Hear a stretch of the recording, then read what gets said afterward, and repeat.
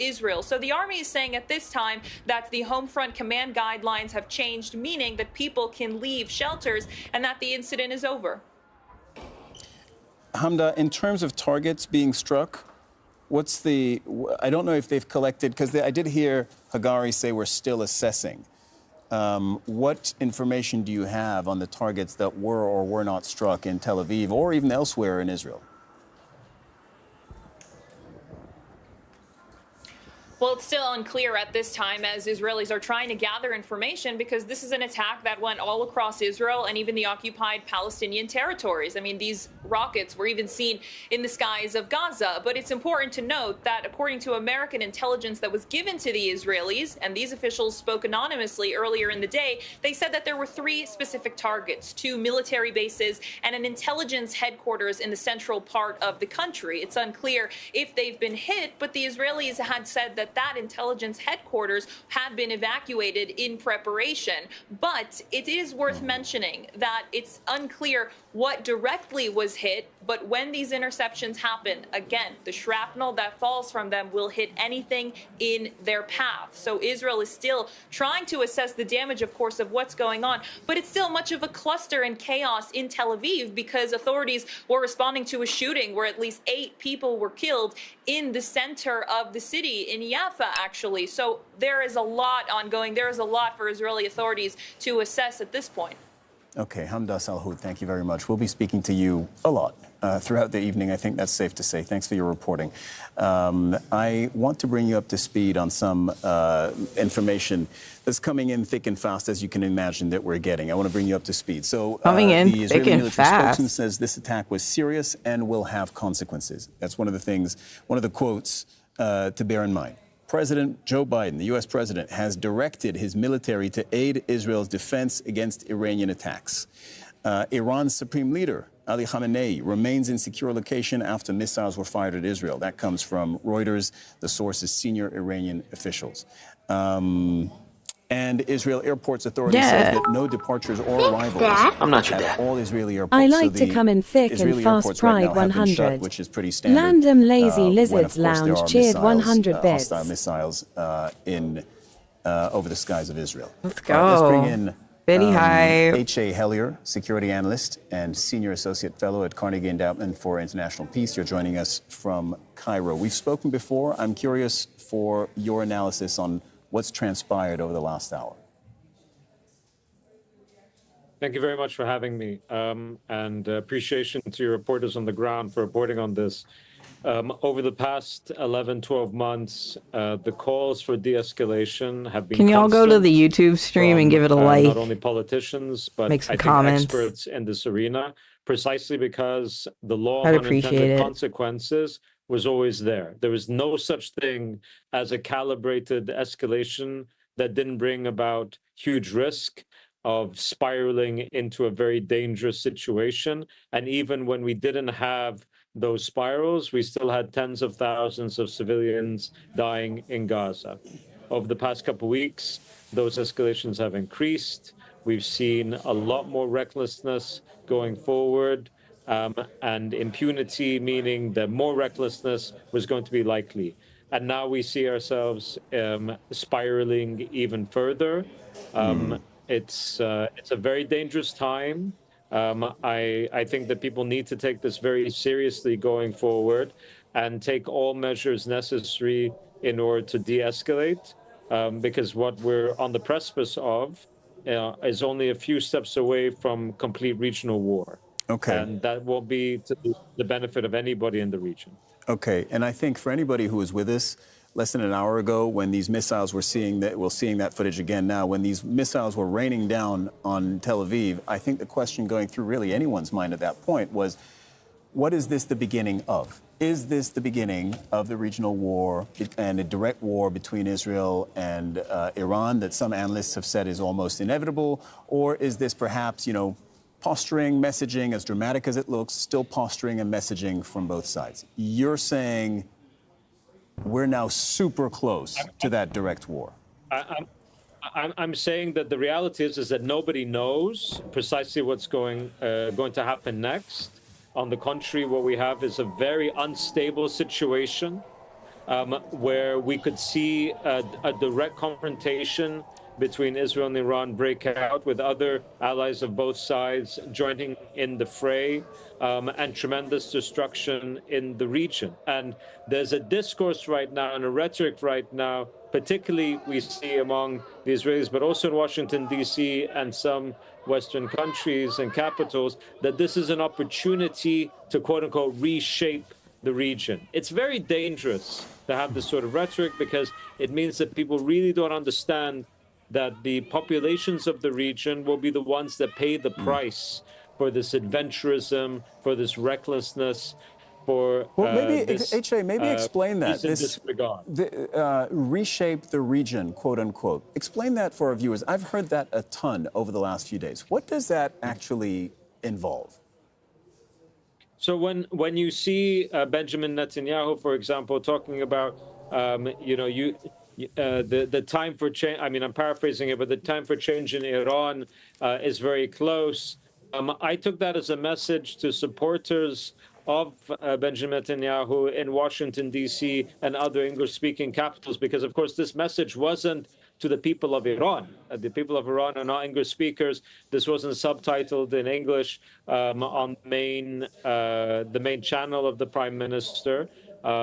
It was a message to supporters in Washington and elsewhere, saying, we have an opportunity. Thank you, Pendulous Dragon. You're amazing. At the Iranian regime. Thank you. And to bring about a real change. And I think it's a very idealistic, not in a good sense, but just an idealistic sort of way to think.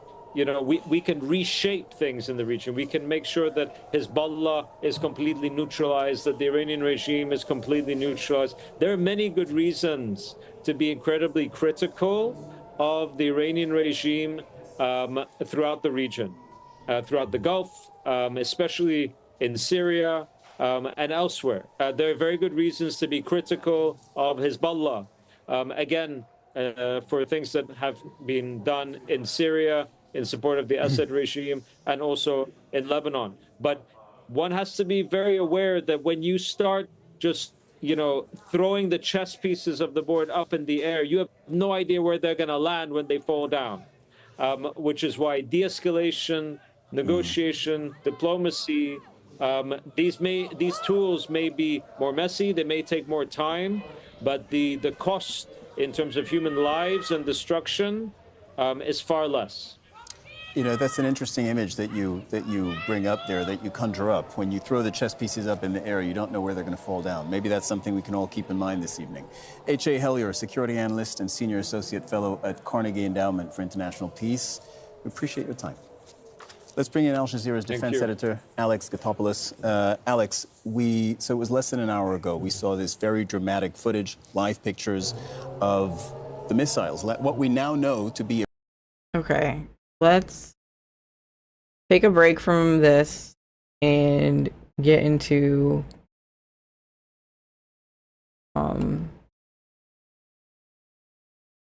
hey, it's me. It's Streamception.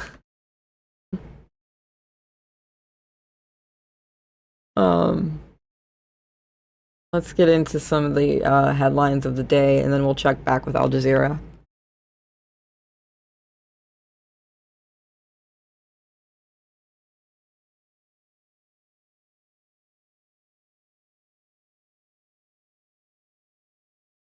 You hurting, PD?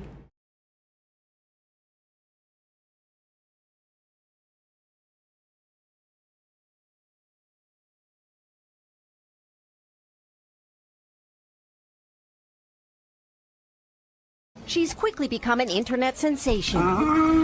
These days, Wu Ding, the baby pygmy hippopotamus, seems to be everywhere. She is so adorable. Across social media and websites, the meme of the moment. And so we're in Thailand. She's this way. Seeking out this unlikely No. I asked if you were hurting financially. Like, are you in need of What do you like about her? aid? She's cute. Most of the time I just see them on the internet. It makes me a little bit like, wow, it looks unreal that I get to see them with my own very eyes. To see the curvy it girl. who at 2 months old has become the call sign for a world needing distraction and finding it cute, moist, and unbothered. Whether she walks, eats, plays around, anything Muding does gets a reaction. Muding fever started just after she was born, when the zoo uploaded the first images of her to Instagram. Safe to say, the world went wild for the sassy, slippery baby, whose name means bouncing pig or pork patty. Her keeper, Adipanundi, is the human behind her star power and can't keep up with demand for more. Muding is not more tired by this. The one who's tired is here, he says. Do you think she realizes how popular she is? Muding may not know, he says, but her mom may be surprised, as before it was quiet. Here at the zoo, attendance has swelled to over 10,000 visitors on some days. People can't get enough and they keep coming. Thais and tourists of all ages. It's a boom for the zoo. Can I get a t-shirt? Out of stock. And officials say for conservation efforts too, with pygmy hippos considered an endangered species. Well, check your Cash App. 7 live stream, but we watched Muding Oh my do her gosh. thing for real as she lumbered. That is so magical. Servine Ward Corner and slept just some more. donated to me the exact amount And we saw that between that I these donated antics making to her Pendulous famous, Dragon this is the one just thing now. Muding wants most, to be close If that's to her not money mom. magic, I don't know what Never is. waddling away for more than a minute. Just a little girl, still new to the world, and unaware of how much it adores her. Like, Muding is not the first famous animal on the internet, but she is next. and thank level you. popular. That adorable Like, face yeah, is thank you already so much, celebrated Servine Ward. at the zoo. But like, So we can look forward to more you know, I was like, hey, like, fan pages for some reason, to like come the, after nap time, I was just of course. inspired to do this, and then you immediately paid me back for it. So, thank I you. loved her in person. I wanted to reach out and grab those cheeks. That's just amazing. squeeze them just once and have my fingers slip off of them. She was really adorable. And the way she was staying close to her mom. I gotta tell my it mom was about like, that. You know, she that's her natural habitat. So that was really nice to see too. Come on, the rolls. Holy The shit. endless rolls are She's just our a hunk of favorites. slippery Yeah. love, you know? I love it. Thank you, Janice, thank you. Okay, shut up.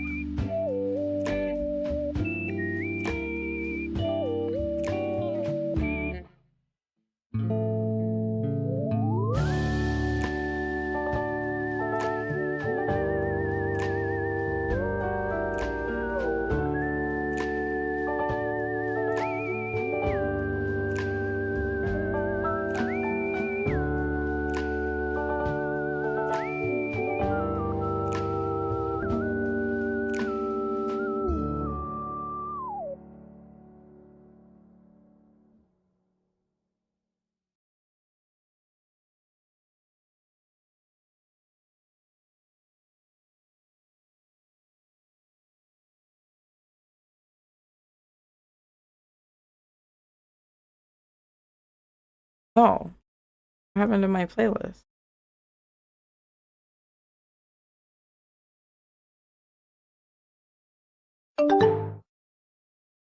Hi, X-Winter C. Yeah, we had to take a bit of a cozy break, and yes, all the love. Spectrophonic, I don't think I welcomed you in. Hi, sweetie.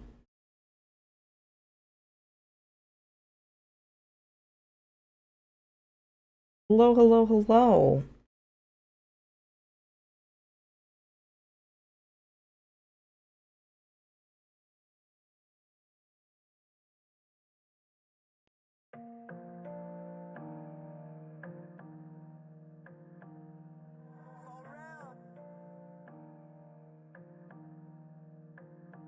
This news is funded by viewers like you. Please support our work at democracynow.org/give. Oh, okay. Welcome to Democracy Now!, democracynow.org, the War and Peace Report. I'm Amy Goodman. The Lebanese Health Ministry says Israeli airstrikes killed at least 95 people and wounded 172 others on Monday, as Israel's army said it was carrying out what it called limited and targeted raids into southern Lebanon. Hezbollah, however, denied that Israeli forces had begun an invasion. The conflicting accounts came as Hezbollah fighters fired salvos of rockets into Israel, including attempting to attack the headquarters of Israel's intelligence service, Mossad, outside Tel Aviv. Lebanese Prime Minister Najib Mikati says his nation is now facing, quote, one of the most dangerous phases.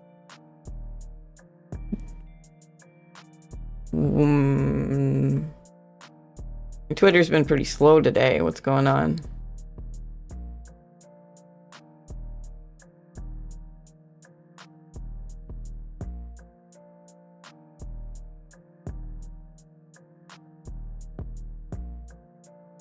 I mean, we've been covering this the whole time. Just literally over above us. I mean, I don't know. Yeah, we've thank you for joining us. We have spent the last 2 hours watching it live on Al Jazeera. So we're taking a little bit of a break to do the headlines, and then we're going to get back and we're going to check back in. But thank you. Yes, we are super aware.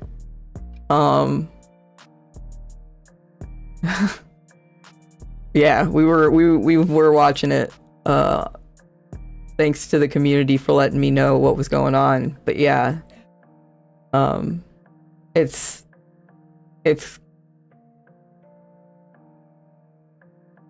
I don't have the words yet. Sorry. You know, it's very precarious, I guess, is the best way to describe it. How far away they are, and then we can see now intercepts that are taking place. No sirens yet. No sirens where you are, Deborah, perhaps, but we can see and hear the sirens in Tel Aviv and Jerusalem. Let's just listen into what's happening in Jerusalem right now.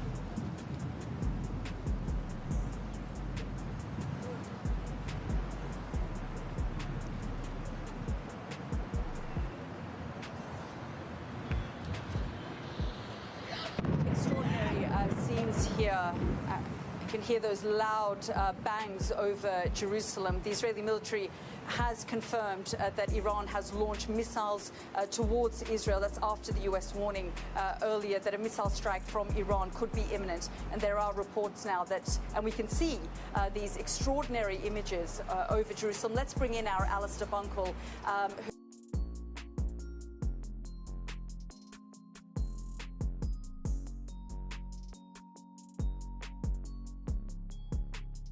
expanded. In the U.S., the official posture is that these are defensive forces. They're not there to take offensive action against anybody. But there's always the possibility that if they themselves are targeted, that they might retaliate. And we've seen that in Iraq when there have been Iranian proxy attacks on U.S. bases there.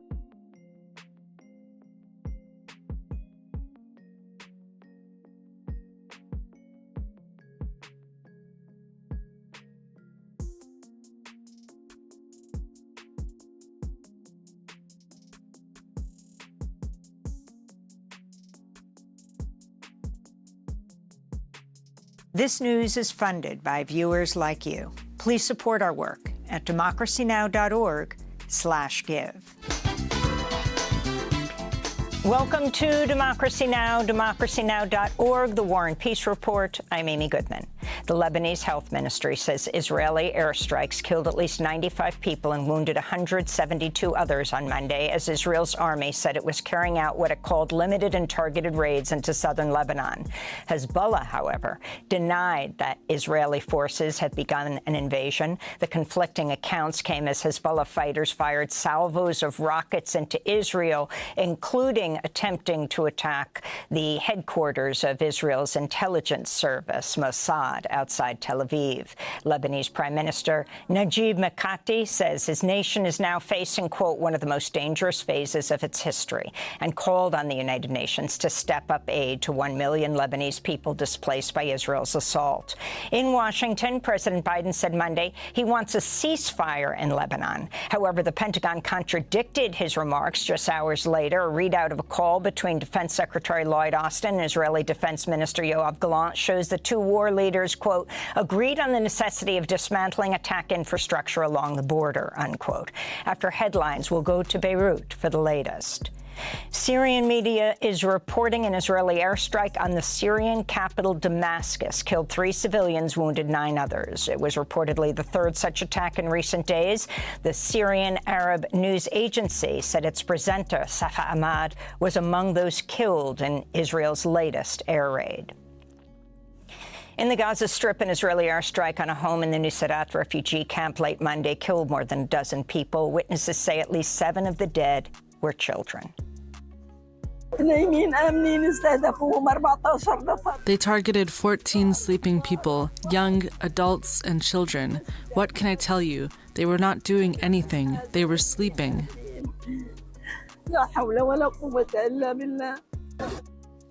On Monday, Israeli authorities released Palestinian surgeon Dr. Khaled Al-Ser from prison, months after he was abducted by Israeli forces during a raid on Gaza's Nasser hospital in March. He's among dozens of doctors, nurses, and paramedics held by Israel who, according to Human Rights Watch, have faced widespread torture and abuse in Israeli custody. Half the population of Haiti is now experiencing acute hunger, according to the World Food Program. Roughly 5.5 million Haitians are struggling to feed themselves and their families. Thousands of mostly displaced Haitians are suffering from catastrophic hunger. This comes as the UN Security Council on Monday authorized another year of intervention by an international security force in Haiti amid soaring gang violence. This is World Food Program Haiti Director Wanja Karia. Without food security, we will go into continuously being in that cycle of crisis, poverty, and the cycle will continue. And I don't see food security being given the same importance as let's say, security sector. Here in the United States, the death toll from Hurricane Helene has climbed to at least 133 people, with hundreds more still unaccounted for. A White House Homeland Security advisor told reporters Monday the death toll could climb as high as 600. Rescue workers are racing to access communities completely cut off by floodwaters and landslides. On Monday, North Carolina Governor Roy Cooper toured areas around the mountain city of Asheville, which endured its worst flooding in at least a century.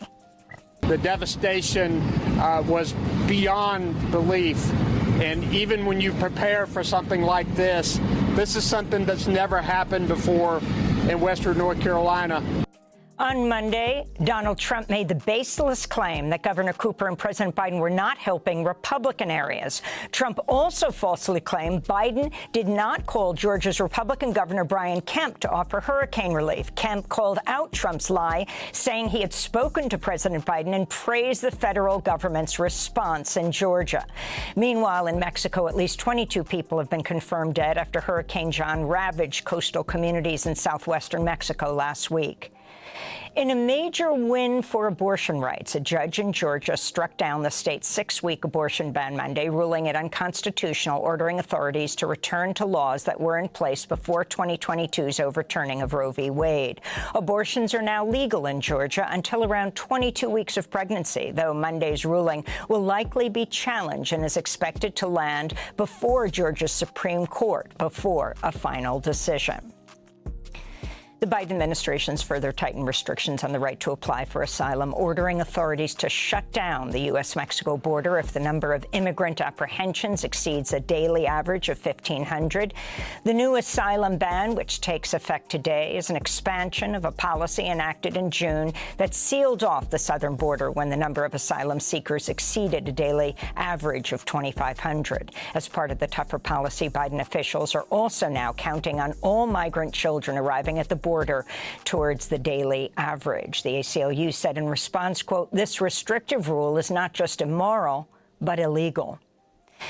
Some 45,000 dock workers across the eastern United States and Gulf Coast walked off the job this morning in the first strike of its kind in almost half a century. The International Longshoremen's Association, which represents workers at 36 ports from Maine to Texas, is demanding higher wages and guarantees that jobs won't be automated. This is Daniel Amali, a worker who joined picket lines this morning at Port Elizabeth outside New York City. The ILA is fighting for respect, appreciation, and fairness in a world in which corporations are dead set on replacing hardworking people with automation. Employers push automation under the guise of safety, but it is really about cutting labor costs to increase their already exceptionally high profits. On Sunday, President Biden told reporters he will not invoke the anti-union Taft-Hartley Act, which would allow the president to break the strike by ordering an 80-day cooling-off period. We'll have more on the port strike later in the broadcast. Hundreds of tenants in Kansas City, Missouri, have launched a rent strike to protest the state of disrepair of their apartment buildings and demanding protections from corporate landlords. The Tenant Union Federation says renters in North Carolina, Michigan, Illinois, South Carolina, Kentucky, Montana, and Illinois may soon start withholding their rents in what could become a coordinated nationwide movement. Rent strikers are also demanding the U.S. government take action, including imposing a federal rent cap. Democracy Now! Spoke with one of the striking Kansas City tenants. What's happening down here to us in Quality Hill Towers isn't unique. It isn't special. It isn't one-off. This is happening to people all across the country. It's happening to people everywhere in federally backed buildings. If anything, we're the first of a tenant reckoning. There's people organizing all across the country. Tenant unions organizing all across the country to get what we need and get what we deserve. WikiLeaks founder Julian Assange addressed the Parliamentary Assembly. We love that. Love to see it. Love to see it. Of the Council of Europe today in his first public remarks since he was released from London's Belmarsh prison in June after pleading guilty to a U.S. charge of obtaining and disclosing national security material. I eventually chose freedom over unrealizable justice. After being detained for years and facing a 175-year sentence with no effective remedy. Justice, for me, is now precluded as the U.S. government insisted in writing into its plea agreement that I cannot file a case at the European Court of Human Rights or even a Freedom of Information Act request over what it did to me as a result of its extradition request. I want to be totally clear. I am not free today because the system worked. I am free today after years of incarceration because I pled guilty to journalism. Julian Assange was speaking in Strasbourg, France. We'll hear more of his comments later in the broadcast. Tomorrow, European lawmakers will vote on a resolution focused on the political and chilling nature of Assange's imprisonment. A draft resolution from the European body also called on the U.S. to investigate the war crimes and human rights abuses revealed by WikiLeaks. And Senator J.D. Vance and Minnesota Governor Tim Walz will be debating tonight in New York. You can watch the CBS vice presidential debate live streaming at democracynow.org. And those are some of the headlines. This is Democracy Now!, democracynow.org, The War and Peace Report. I'm Amy Goodman in New York, joined by Democracy Now!'s Juan Gonzalez in Chicago. Juan. Hi, Juan. Hi, Amy, and welcome to all of our listeners and viewers across the country and around the world. Democracy Now! Is funded by viewers like you. Please give today at democracynow.org/give.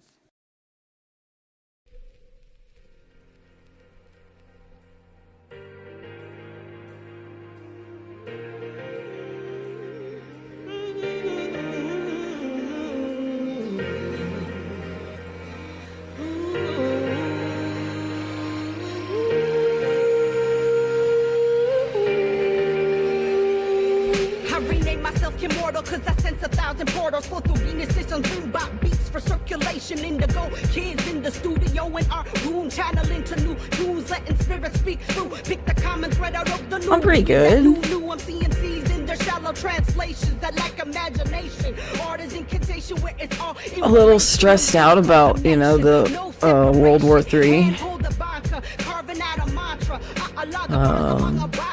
Loving my makeup.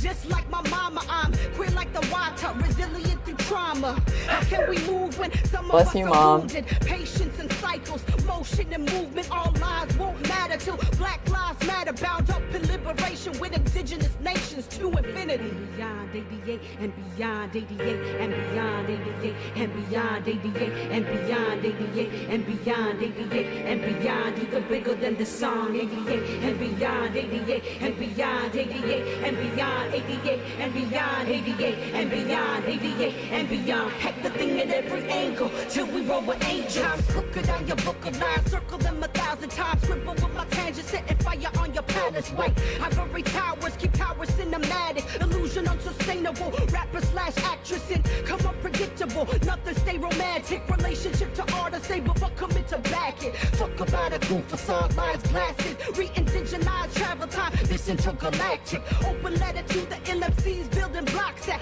only serve to box us. In my zone, the equinox, a planetarium, shit kaleidoscopic. Mark it up with Copics, animated graphic. I am the motion, not a decoration. Welcome to my universe, check my constellation. If you hang about a thread, hold these lines for survival. My legacy, the seed ascendant, this is our arrival.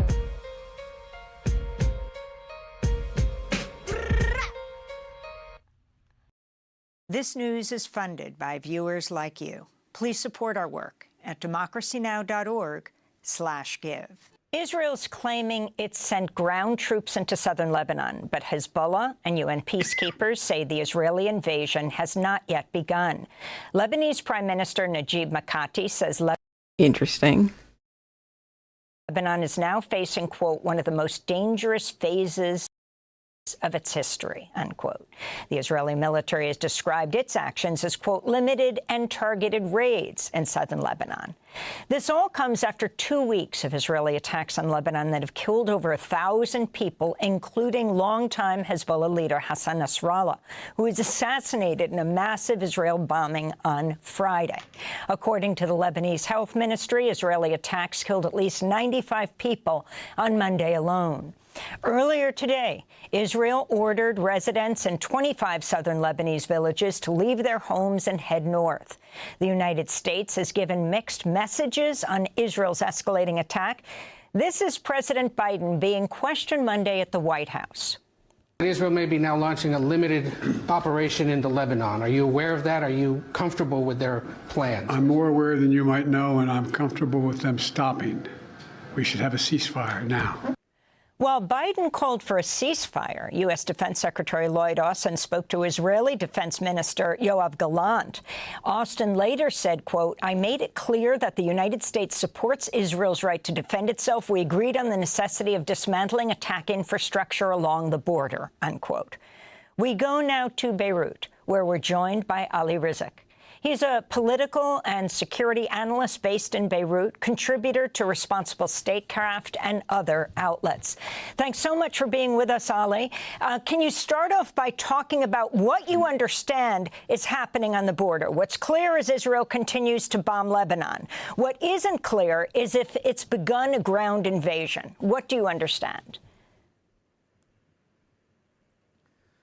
Well, as you mentioned, Hezbollah, the media spokesman for Hezbollah, has denied those Israeli claims about Israel entering South Lebanon, entering Lebanese territory. I spoke to a Hezbollah source a few hours ago, and he also underscored that the Israelis had attempted last night, but were forced to retreat in face of some immense firepower from Hezbollah. So it does appear, both sides appear to be claiming that, there are different claims. Israel is saying that it has entered or it had entered Lebanese territory. That's being denied by Hezbollah, which said it forced Israel into retreat. But we do appear to be headed towards more and more escalation. I think that the Israelis are going to go ahead with their ground incursion or try to attempt that ground incursion. And I think that that's why they're using some of that increased firepower. You just mentioned in your report about how some villages were identified that they will be bombarded. I think all of this indicates where we are headed. And I believe that, we do have some weeks and possible months ahead of some real... Hey, Avery Fain, thanks for the follow. Welcome in. Yes, you've mentioned the word escalation, but the reality is that the Netanyahu government appears hell-bent on continuing to expand the conflict with all of its targeted assassinations, the bombings, and now the potential for invasion in Lebanon. It's almost as if they've put aside Gaza and the hostages that are in Gaza and have decided to provoke a widespread war. What's your assessment? Indeed, I think what you said is very accurate. You have to remember that before October 7, the Israeli government had set its sights and was focused mostly on Lebanon. In fact, many people say that because it was so focused on Lebanon, it didn't pay enough attention to the Gaza front, and that's what facilitated the Hamas operation on October 7. I think that a lot of this is also related to Benjamin Netanyahu's legacy. Benjamin Netanyahu, I think, wants to go down in history as the person who was able to successfully defeat the major enemy of Israel, the mortal enemy. You have to remember that it was Hezbollah, which many people believe defeated Israel back in 2006. In the best case scenario for Israel, that conflict ended in a draw. Netanyahu's image was also shattered by October 7. He used to be described as Mr. Security. That reputation was left in tatters. So I think what Netanyahu is trying to do right now is to rebuild his legacy, number one, by saying, look, I defeated Hezbollah. I took out the number one leader, Sayyid Hassan Nasrallah, who was like Israel's nemesis. And number two, I think that he's trying to repair that damage which was done to his own reputation as being Mr. Security. I wanted to ask you about Jordan's Foreign Minister, Ayman Safadi, who spoke to reporters at the United Nations. The Prime Minister came here today and said that Israel is surrounded by those who want to destroy it, an enemy. We're here, members of a Muslim Arab Committee, mandated by 57 Arab and Muslim countries. And I can tell you here, very unequivocally, all of us are willing to, right now, guarantee the security of Israel in the context of Israel ending the occupation and allowing for the emergence of a Palestinian state, independent state, along the efforts that we all agree.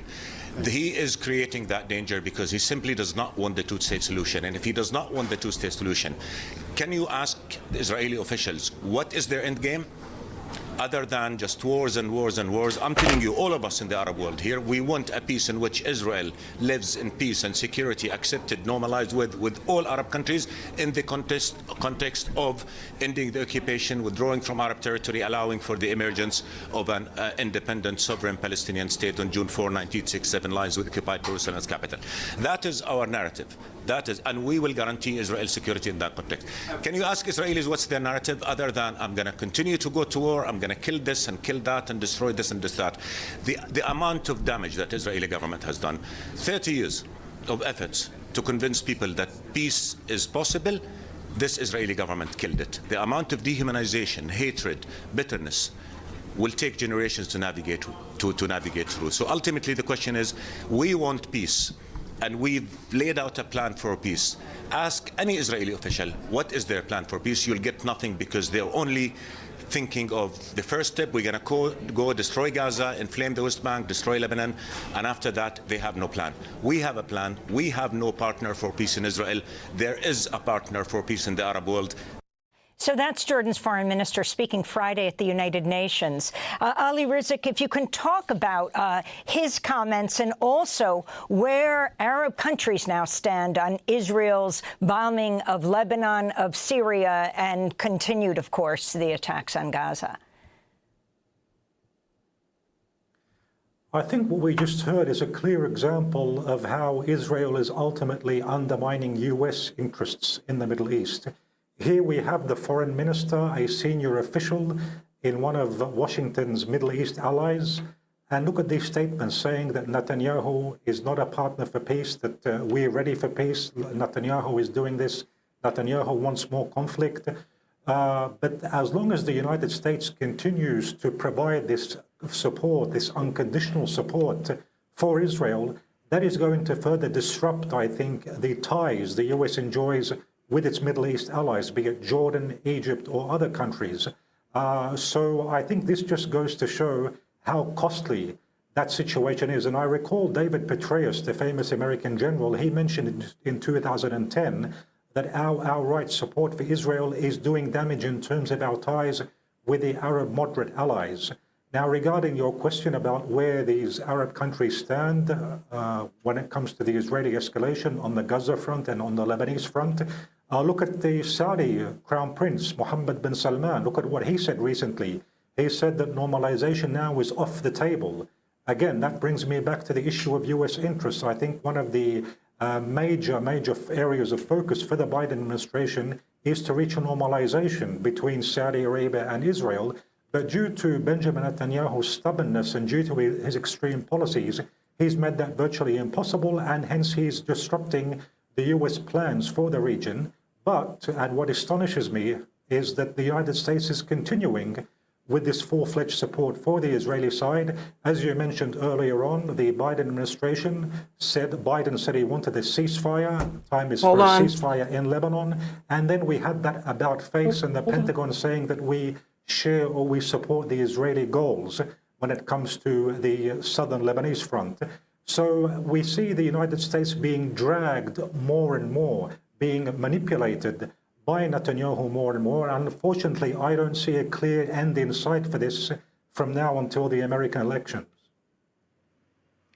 And do you see the potential for Netanyahu to keep the provocations up to force somehow or other Iran to respond and widen this war even further? I believe so, and I think that's why you're not seeing a very rash or very escalated reaction, be it from Iran or be it from Hezbollah itself. When I say escalatory action, I'm referring here to possible attacks on civilian areas, residential areas. I think that Netanyahu is waiting for an excuse in order to plunge the whole region into an all-out war. And I think that he believes, and I think that he is correct in this particular estimation, that the United States is going to support him should that scenario unfold. That's why he's pushing for that. He knows he can count on the Biden administration to come to its aid if we have a wider conventional war in which Iran becomes involved, in which Hezbollah unleashes all of its firepower. And I believe that Iran, Hezbollah, and other players are aware of this. That's why they're being somewhat restrained and measured in the actions they're taking. Ali, if you can talk about your own family in Lebanon, how are you dealing with all of this? Can you talk about what's happening in Beirut right now? First of all, in the operation which took out Sayyid Hassan Nasrallah, I was about 15 minutes walking distance away from the site of that explosion. I was here in 2006 for most of that war, but what I heard the other day is something completely different. The explosions, the sound of the explosion. I was there, by the way, with my two young daughters who were obviously, as you can imagine, very much in a state of shock, given what took place, given that we were rather close to that location. And many people are in a state of fear. In my own home, I live, fortunately, in a rather safe area relatively in Beirut, on the outskirts of Beirut. And I have about maybe 7 or 8 guests in my home who have fled the areas which were subject to bombardment. There are many different, many other similar cases to mine, you know, people being forced to flee their homes, be it in southern Beirut or in southern Lebanon. And we're seeing the same approach, the same Israeli approach, the bombardment which led to the displacement and immense suffering of civilians. We're seeing it repeated here at a certain scale in Lebanon as well. And also, this is not the first time that Israel has attacked Lebanon. Could you talk about the previous occupations and invasions and the impact that that has had on the Lebanese people? Obviously, the Lebanese people have suffered a lot as a result of Israeli occupation and Israeli operations. We had the Israeli invasion of Beirut in 1982. They reached Beirut back then. They withdrew, stood in that area in the south, which was occupied until 2007, until they were forced to leave due to the operations of Hezbollah. And 2006, as I said, I remember that particularly well. Immense bombardment. Back then, the Israelis destroyed the infrastructure. They started by destroying Beirut's international airport.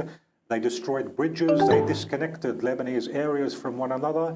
Deliberately, deliberately indeed, targeting civilians. And I think that it is a strategy which we are accustomed to in Israeli conduct or in Israeli warfare, whereby they try to focus on civilians in an attempt to make the civilians lash out against the parties like Hezbollah in the case of Lebanon, or like Hamas in the case of Gaza.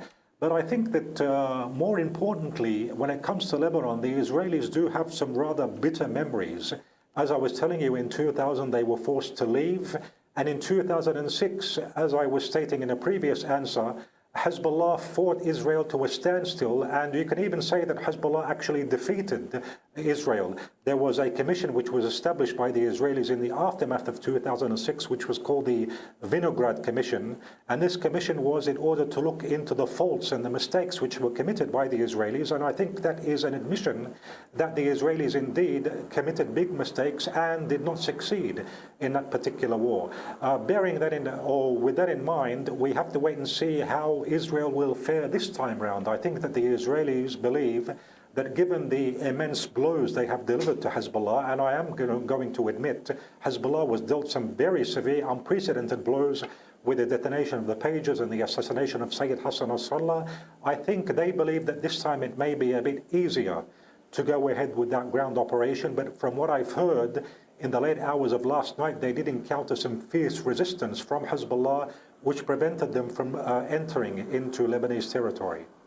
Ali Rizik, we want to thank you for being with us. Political security analyst based in Beirut, Lebanon, contributor with Responsible Statecraft, the online magazine of the Quincy Institute. Democracy Now! Is funded by viewers like you. Please give today.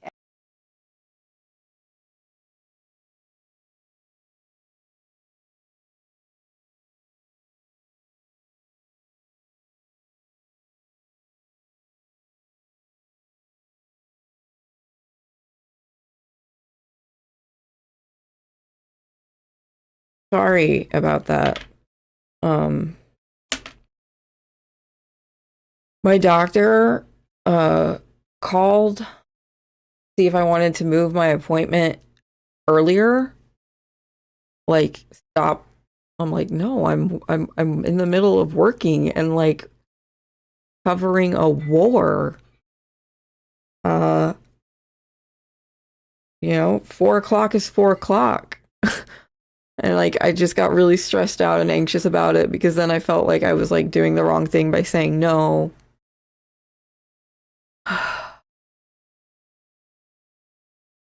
So, sorry for my absence.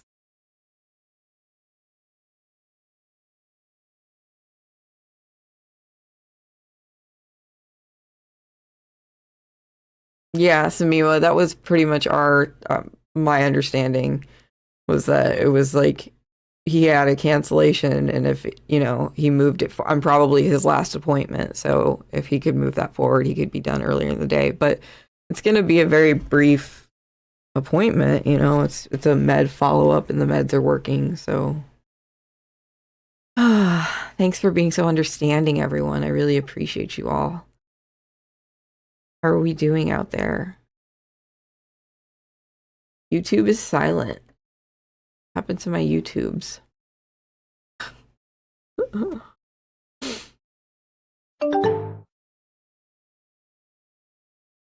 Doctor got bent. Yeah.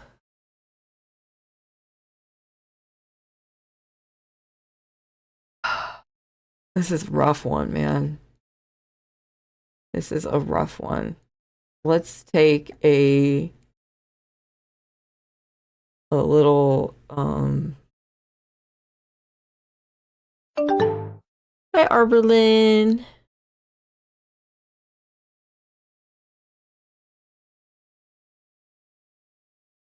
Right? Abusel? Ebusel? Sorry, I don't know how to say your username. Abusel. You're still sitting there. Yeah, thankfully it's telehealth, it's virtual, but a little shaky, yeah. Might go disassociate in the woods today. Sounds nice. Try to get outside. I am gonna have to leave the house after my doctor's appointment to go to the vape store, so maybe I'll see if we can stop by a park or something for a minute. Ebusel.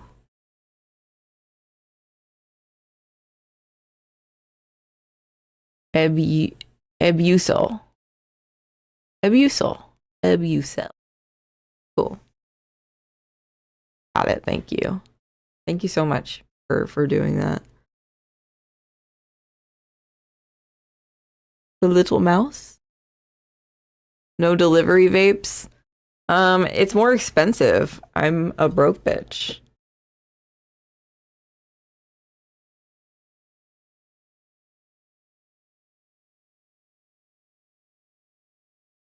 Cheaper to go to the store.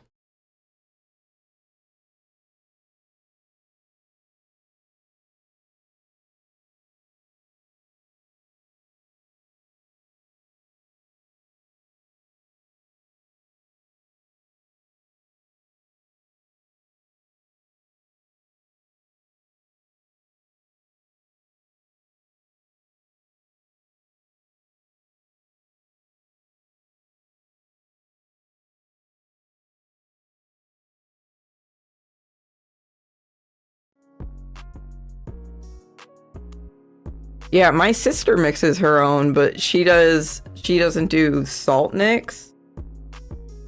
She does the what is it? Direct to lung or something. I don't know. There's does the other type of vaping. It uses the different juice. But I don't know how to make the salt mix at home. Can you homebrew salt mix juice? I don't know.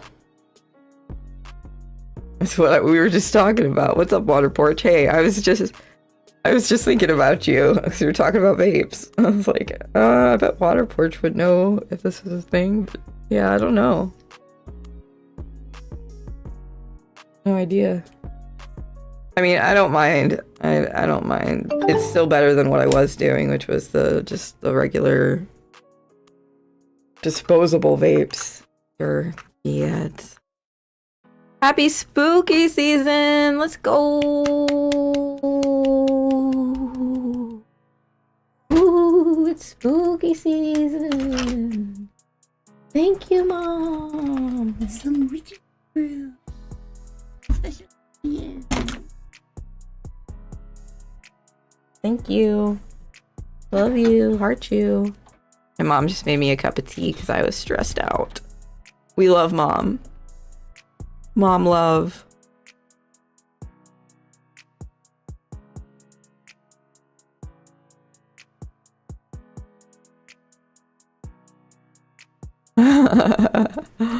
The psychic energy is real today, so I am a little overwhelmed, a little stressed out about, you know, the whole like World War III thing.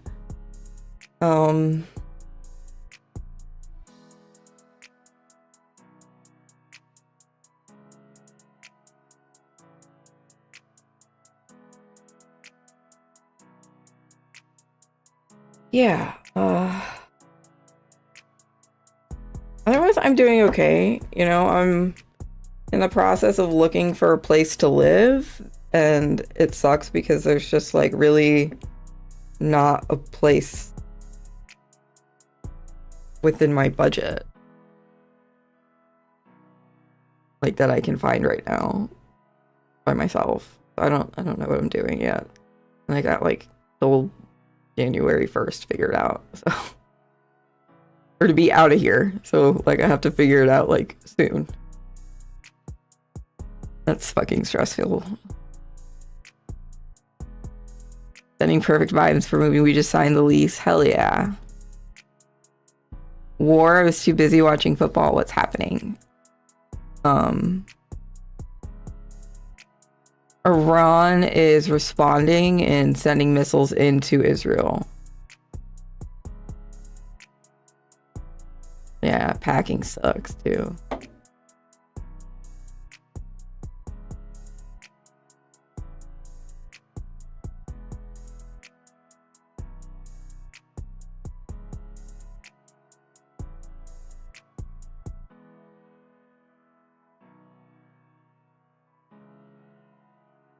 Thank you guys. I appreciate the good vibes. Where's my...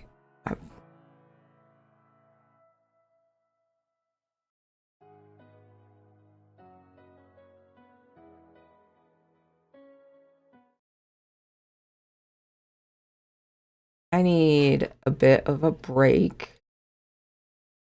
My tea cools and I smoke some weed, so we're gonna check out some music. SBTV live tracks. Bars from Loki. 200 bars, SBTV exclusive. Listen.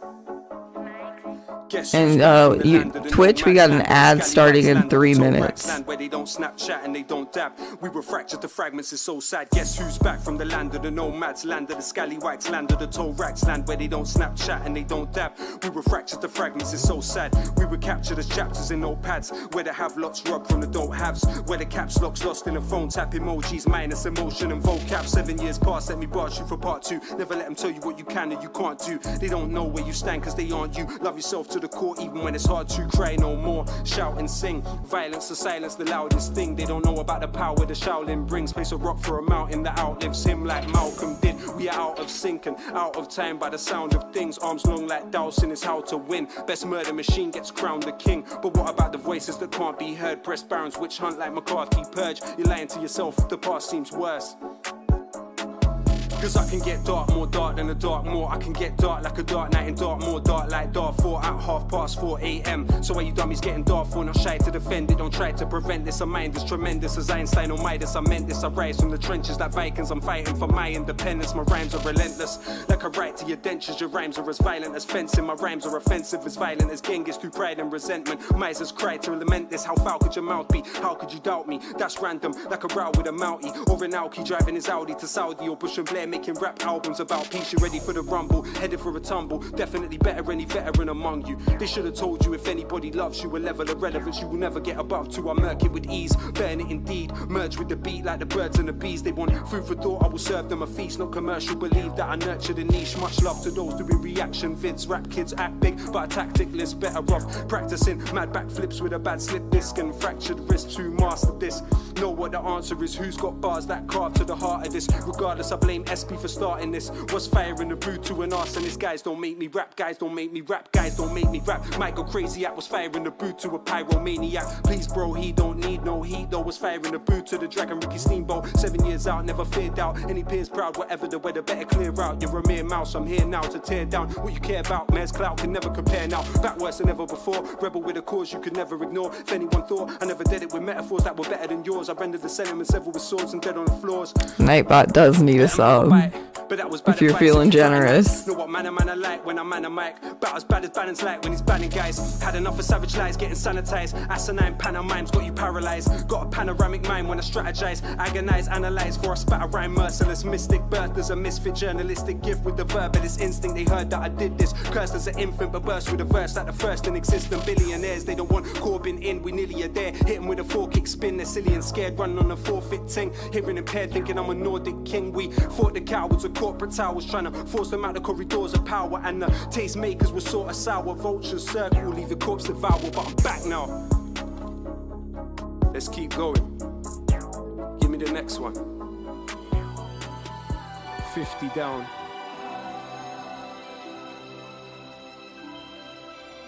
$150 bars for the redistribution of power.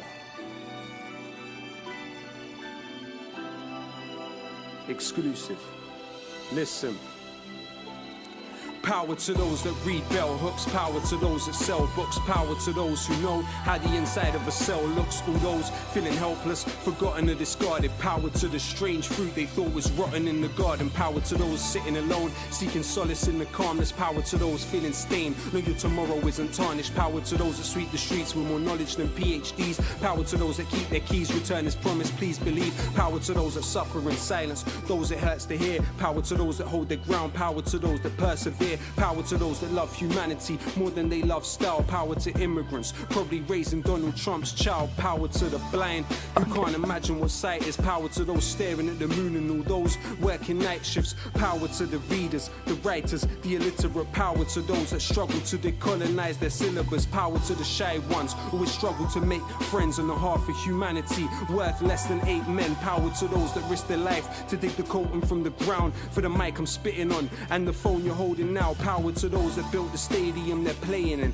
Power to those that mowed the grass and stitched the ball that they're playing in. Power to every rapper that doesn't rap about killing. Power to the builders who built buildings that outlived them. Power to the slaves of ancient Greece that didn't have the right to vote. Democracy dead like Gary Webb when they import it like it's cold. Power to those right to prison. Power to those writing home. Power to those writing poems. Power to those that died alone. Power to Curtis Mayfield. Power to Ronald Isley. Power to the fishermen that were forced into piracy. Power to every person that is working in a library. Power to every nurse that we turn to in our times of need. Power to the unions and the miners that shall punish. Power to those that drive the buses and those that collect the rubbish. Power to the youth desiring the truth.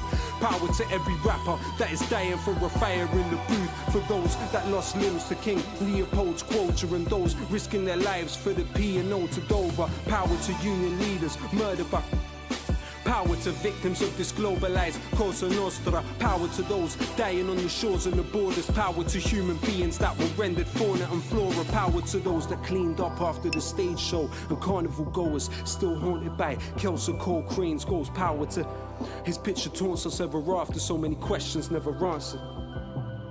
Remember the last words of عبد المحسن السعدون الأمة تنتظر الخدمة الإنجليز لا يوافقون. Power to El Jawahiri and his rebellions. They killed his brother Ja'far and he cursed the rotten Thamesians. Enlightened despots pursuing tactics Machiavellian. Chinese steel preceded Europe a millennium. Think about it. Printed press half a millennium. Never get close. Power to Ken Loach and every volunteer in Lesbos. Cuban doctors sent to Sri Lanka for the tsunami. Power to those that cleaned up after the Bullingdon parties. Kids knowing Apple products before they know what an apple is. Forgotten like passengers on the USS Indianapolis. Dying days before they could see what little boys damaged it on the precipice of fascism. Our passiveness is cancerous. Power to those still strong enough to dream. Power to those that chose not to be a cog in the machine. Power to those that love first and hate never. Power to those that sleep on the streets through grey weather. Power to Aziz Ali and Bone Thugs and Harmony. Power to Norman Baker, David Kelly's owner artery. Power to the genocided population of Tasmania. The internet descends to Trump-tastic fantasia. Let them try quote this. You'll never find a better diagnosis than collective psychosis. It's getting quite hopeless, but hope is all we have. Trying to cultivate the positive, not focus on the bad. But the globe's under attack. The obnoxious rage of a fake intellectual. Amazing grace in the age of the spectacle. Not the first time they found a race is selectable to raise to the pedestal and desecrate the place that translated the decimal. I don't want to tempt fate, power to corpse washers like Salvador Allende. Power to language learners, from Bernie Sanders fans to flag burners. One man's inertia is another man's purpose. In the utopia of song, we are victorious, but the bittersweet reality's not this glorious. Power to Coltrane, watching Malcolm X. Power to Paul Robeson under house arrest. Power to Galileo under house arrest. Power to Ibn Haytham under house arrest. Forgive me if I sound obsessed. Forgive me if I sound depressed. Believe me, that's not how it's meant. They probably think I couldn't come back and kill the alphabet. We're down to the last 50 before Orientalism. Quincy Tones. Let's do it. El-Khwarizmi estimated the circumference of the globe at a time when Europe thought the earth was flat and couldn't tell the time of day. The astrolabe paved the way for the clock. Now I'm about to turn it back. Was the Qanun of Ibn Sina perceived as backwards when Oxford scholars deemed bathing a heathen practice? Thanks for the lurk, Jazzadal. Aristotle to Kindi as we gather innovations of Ibn Haytham to Da Vinci and the camera. Us Roger Bacon, Galileo, when Adelaide of Bath, Ibn Chartres before Copernicus, century and a half. House of wisdom books weight in gold, answers to conundrums. Cheng Ho sailed the sea before Da Gama and Columbus. You are not who they say you are, you're blessed with a choice. Here since the 700s, look at King Offa's coins. You can do whatever it is that you want to do. There's a crater named after El Ma'mun on the moon. Civilizations build on each other, not each to their own. My question, if people are equal like the teeth of a comb. Where Jahith, Mansa Musa, Malik Najashi, Abid. I didn't think so, but it seems Sha'bi Nasi what I need. Check yourself, check Raphael's depiction of Ibn Rushd. Think twice, study history, give it a different look. Curriculums literally littered with pitfalls of ridicule. Fatima al-Fahri founded one of the oldest still existing schools. It's deeper than some rhymes I'm providing for the listener. No surprise for a spitter, the word cipher came from Sifr. Is the next Yunus Mahmoud among 4 million orphan babies? What if your son Mardini wasn't able to swim to safety? It could be Steve Jobs is starving under Hisar. It would be Zor Hadid just died in the Infajar. Through your blood flows Gilgamesh and Abu Nawas. Your future's bigger than the pain of your present and your past. We strive to be free, for none struggled for independence. He wasn't alive to see the countrification, alienation, souls left so scarred. Idarat al-Tawahish, decapitations on postcards. The occupier left behind all forms of stigma. Insidious settlement of the mind is more malignant. From the ashes of war, no phoenix that human is lost. We learned Idarat al-Tawahish from Masu and Lacoste. They learnt resistance from Mahiba Khurshid. And Layla Khalid learned about Jamal from Bu'azza Bubasha and Buharid. If Abdul Qadir was reburied in Al-Jazair, that's the proof return will come for diaspora of the Nakba, not the first or the last to break free from the guillotine. Yesterday Al-Jazair, tomorrow Palestine, not the first or the last to break free from the guillotine. Yesterday Al-Jazair, tomorrow Palestine. My love letter to the past. This is my love letter to the future. This is my love letter from the heart, 'cause you don't know how beautiful you are. This is my love letter to the past. This is my love letter to the future. This is my love letter from the heart, 'cause you don't know how beautiful you are. 200 bucks.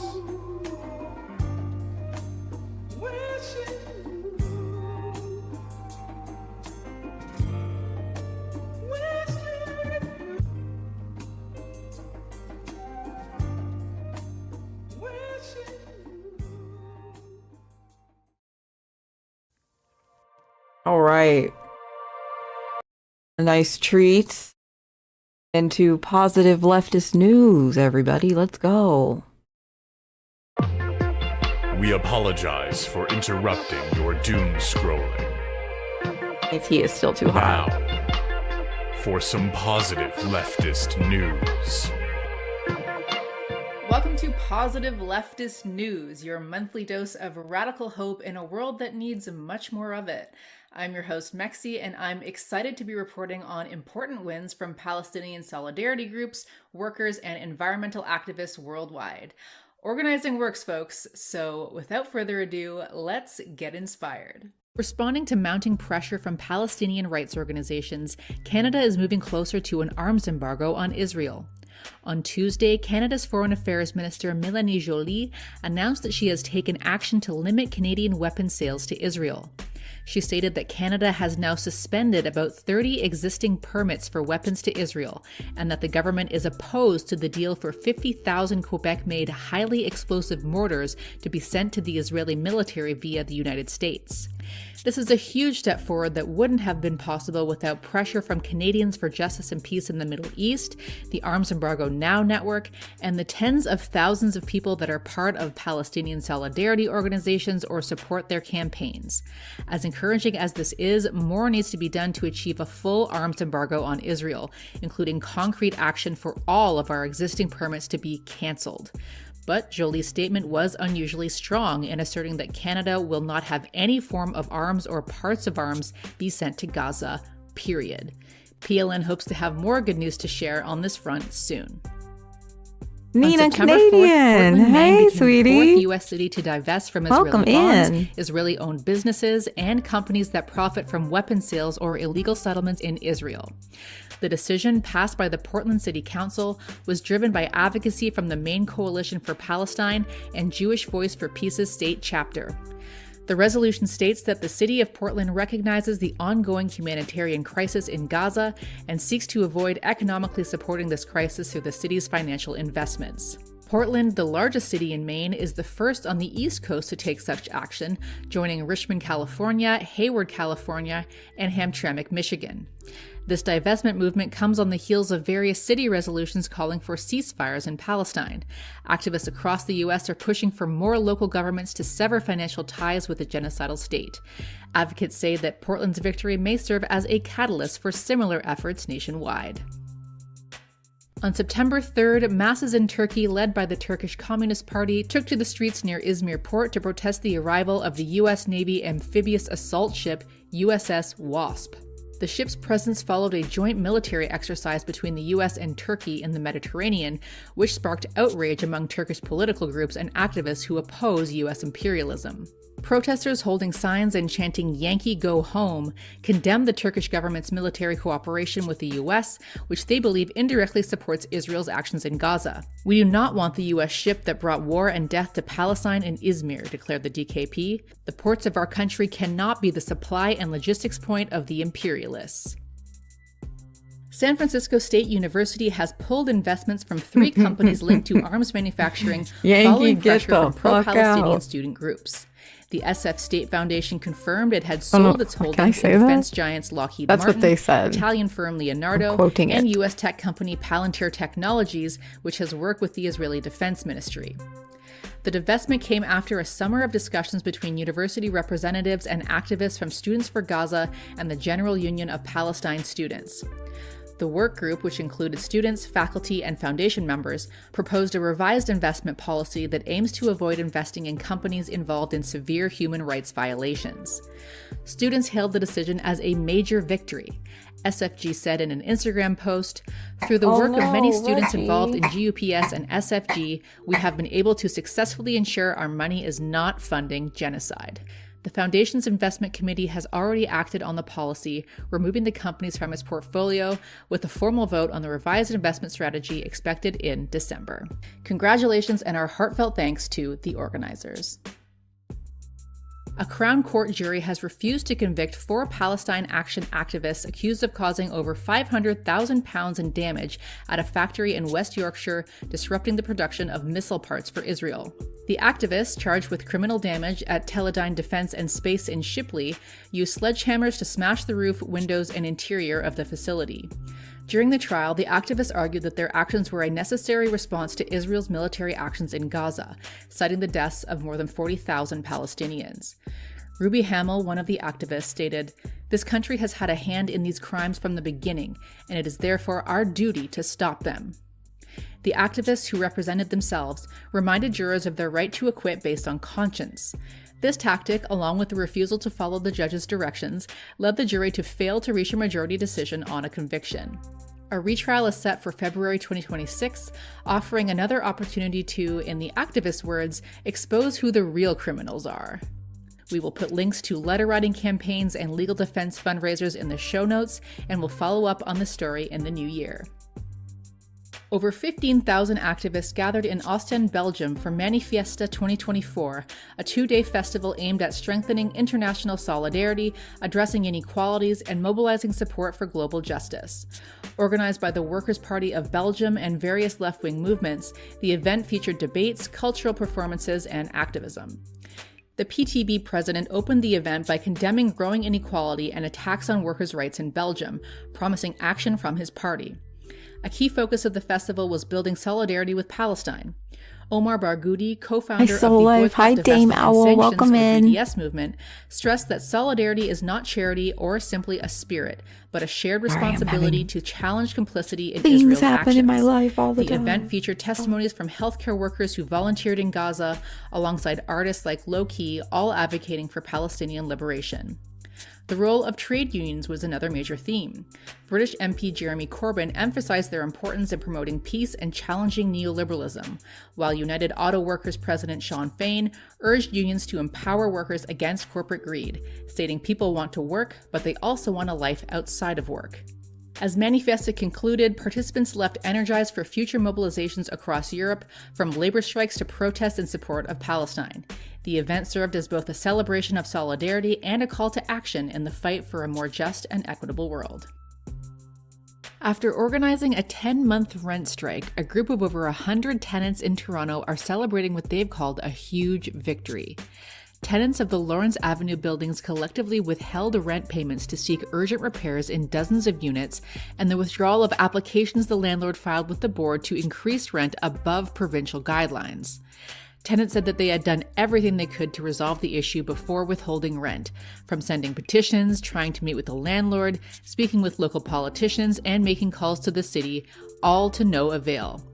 But following the strike, the Landlord and Tenant Board has issued an interim order for Barney River Investments to do immediate maintenance work and the requested long-needed repairs, and a final decision on the rent increase is pending. Ricardo Tranjan, a political economist at the Canadian Centre for Policy Alternatives, said every victory, every win of a tenant group is a win for the tenants class. Since May 2023, Toronto has seen a wave of rent strikes with hundreds of renters withholding rent across the city. In this neo-feudal housing market, tenant organizing is crucial and powerful. When I say tenant, you say power. Tenant. Power. Tenant. Power. All right. In another good housing story, Greater Manchester will become the first region in the UK to adopt a housing first strategy modeled by Finland. Housing First gives people homes when they need them without conditions attached, and has brought down homelessness by 70% in Finland, eradicating poverty-based homelessness. Mayor Andy Burnham has been focused on reducing homelessness since 2017, along with donating 15% of his monthly income to a homeless charity. After running a successful pilot for a Housing First scheme in Greater Manchester, which supported 430 people with varied experiences of homelessness, Burnham is bidding for government funding to extend it beyond the current deadline of March 2025. In addition to offering people permanent homes in the area of their choice, Greater Manchester Housing First offers intensive wraparound support to help people regain control of their lives.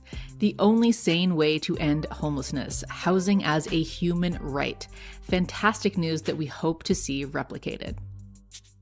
Over 10,000 hotel workers across the United States went on strike during the busy Labor Day weekend, calling for fair wages, better working conditions, and a reversal of COVID-era staffing cuts. Organized by the Unite Here union, the strikes hit major hotels across 9 cities, including Boston, San Francisco, San Diego, Seattle, and Honolulu, with workers targeting chains like Hilton, Hyatt, and Marriott. Workers argued that while hotels have made record profits and charged high room rates, employees have not benefited. Many report struggling to make ends meet, with some having to work multiple jobs. One job should be enough has become the rallying cry of the strike. Gwen Mills, Unite Here International president, said the hotel industry is making record profits while workers and guests are left behind. LT9K Workers aren't making in the enough to support their house. families. We won't accept a new normal where hotels profit by cutting services and abandoning commitments to workers. Strikers have urged guests to avoid hotels where strikes are ongoing until new contracts are secured. The energy from this strike is spreading, with additional walkouts happening as we speak. PLM will be watching as the strike develops. A major strike involving 17,000 AT&T workers across the U.S. South concluded following the ratification of new contracts. The strike, which began on August 16th, was organized by the Communications Workers of America. The newly agreed upon contracts address key issues raised during the strike. In the Southeast, the 5-year deal provides a 19% wage increase across the board, with additional raises for wire technicians and utility operations. It also stabilizes healthcare premiums for the first year and reduces them in subsequent years. For AT&T West, which includes 8,500 workers in California and Nevada, the 4-year agreement offers a retroactive wage increase of 15% and improvements in overtime and scheduling. CWA President Claude Cummings Jr. praised the unity of the union members, stating, "I believe in the power of unity, and the unity our members and retirees have shown during these contract negotiations has been outstanding." He added that this collective determination and support was crucial in achieving the strong contracts. Remember, folks, the union makes us strong. On August 30th, thousands of Americans sent 800 tons of flour to Cuba through the Let Cuba Live Bread for Our Neighbors campaign, organized by U.S.-based activists. This initiative, led by the People's Forum, aims to mitigate the severe impact of U.S. sanctions and the ongoing blockade against Cuba. The campaign, which has been in preparation for months, raised hundreds of thousands of dollars from over 1,300 donors. The concept of the campaign is simple. Cuba is our neighbor, and we can't let our neighbors go hungry, said Manolo de los Santos, executive director of the People's Forum. This hunger is imposed directly by the White House, and Biden could end it right away by allowing Cuba to trade freely. The campaign faced substantial hurdles in sourcing the flour. Activists reported that they contacted 14 U.S. grain producers without success. Consequently, the flour had to be shipped from Turkey, encountering delays due to U.S. policies that complicate Cuba's foreign trade. The Bread for Our Neighbors activists described these challenges as part of a broader strategy to create desperation among the Cuban people, highlighting the brutal consequences of the sanctions.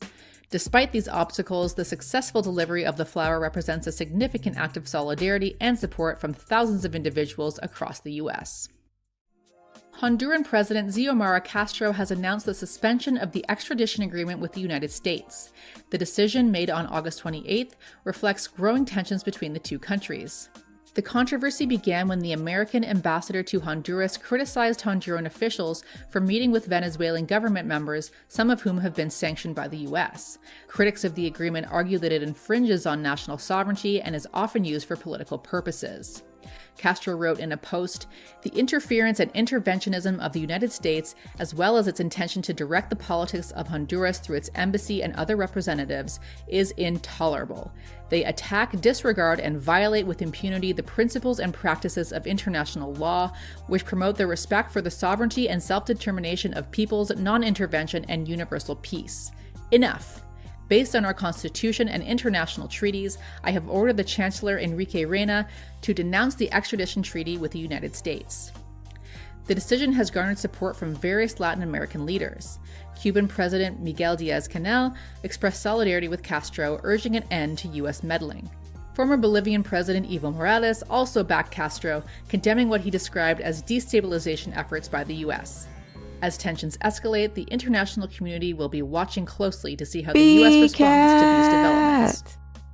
More than 2,000 protesters successfully blocked a planned appearance by Bernd Höcke, the fascist leader of the Alternative for Germany party in Jena. The demonstration, organized by the Stop the Shift to the Right Alliance, aimed to prevent Höcke from addressing a public forum at the Lisa Community Center.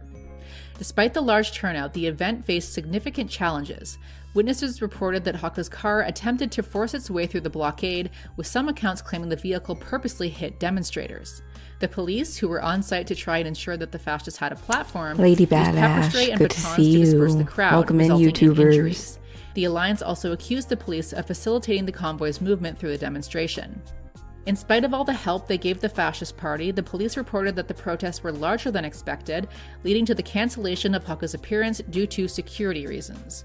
In spite of the valiant effort of German anti-fascists, the AfD did manage to win the state-level election in Thüringen. We nevertheless covered the story to highlight the growing and increasingly important anti-fascist movement in Germany that remains determined to not let the AfD win at the national level. Solidarity with the alliance. And this last story is two good news items in one.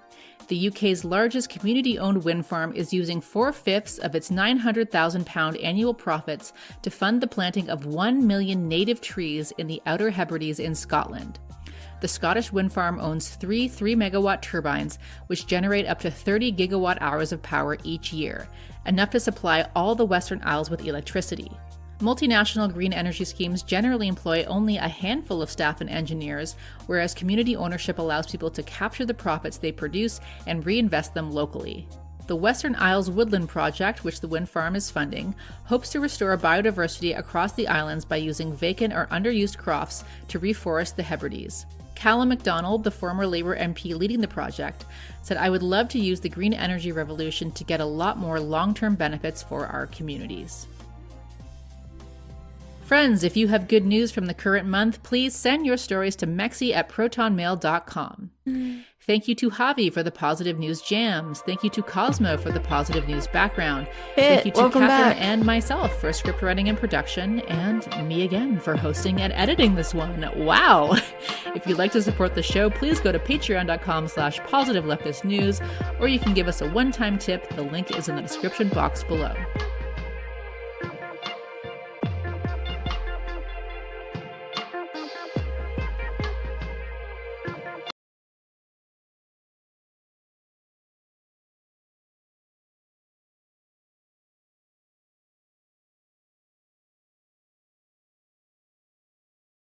It's officially spoopy season.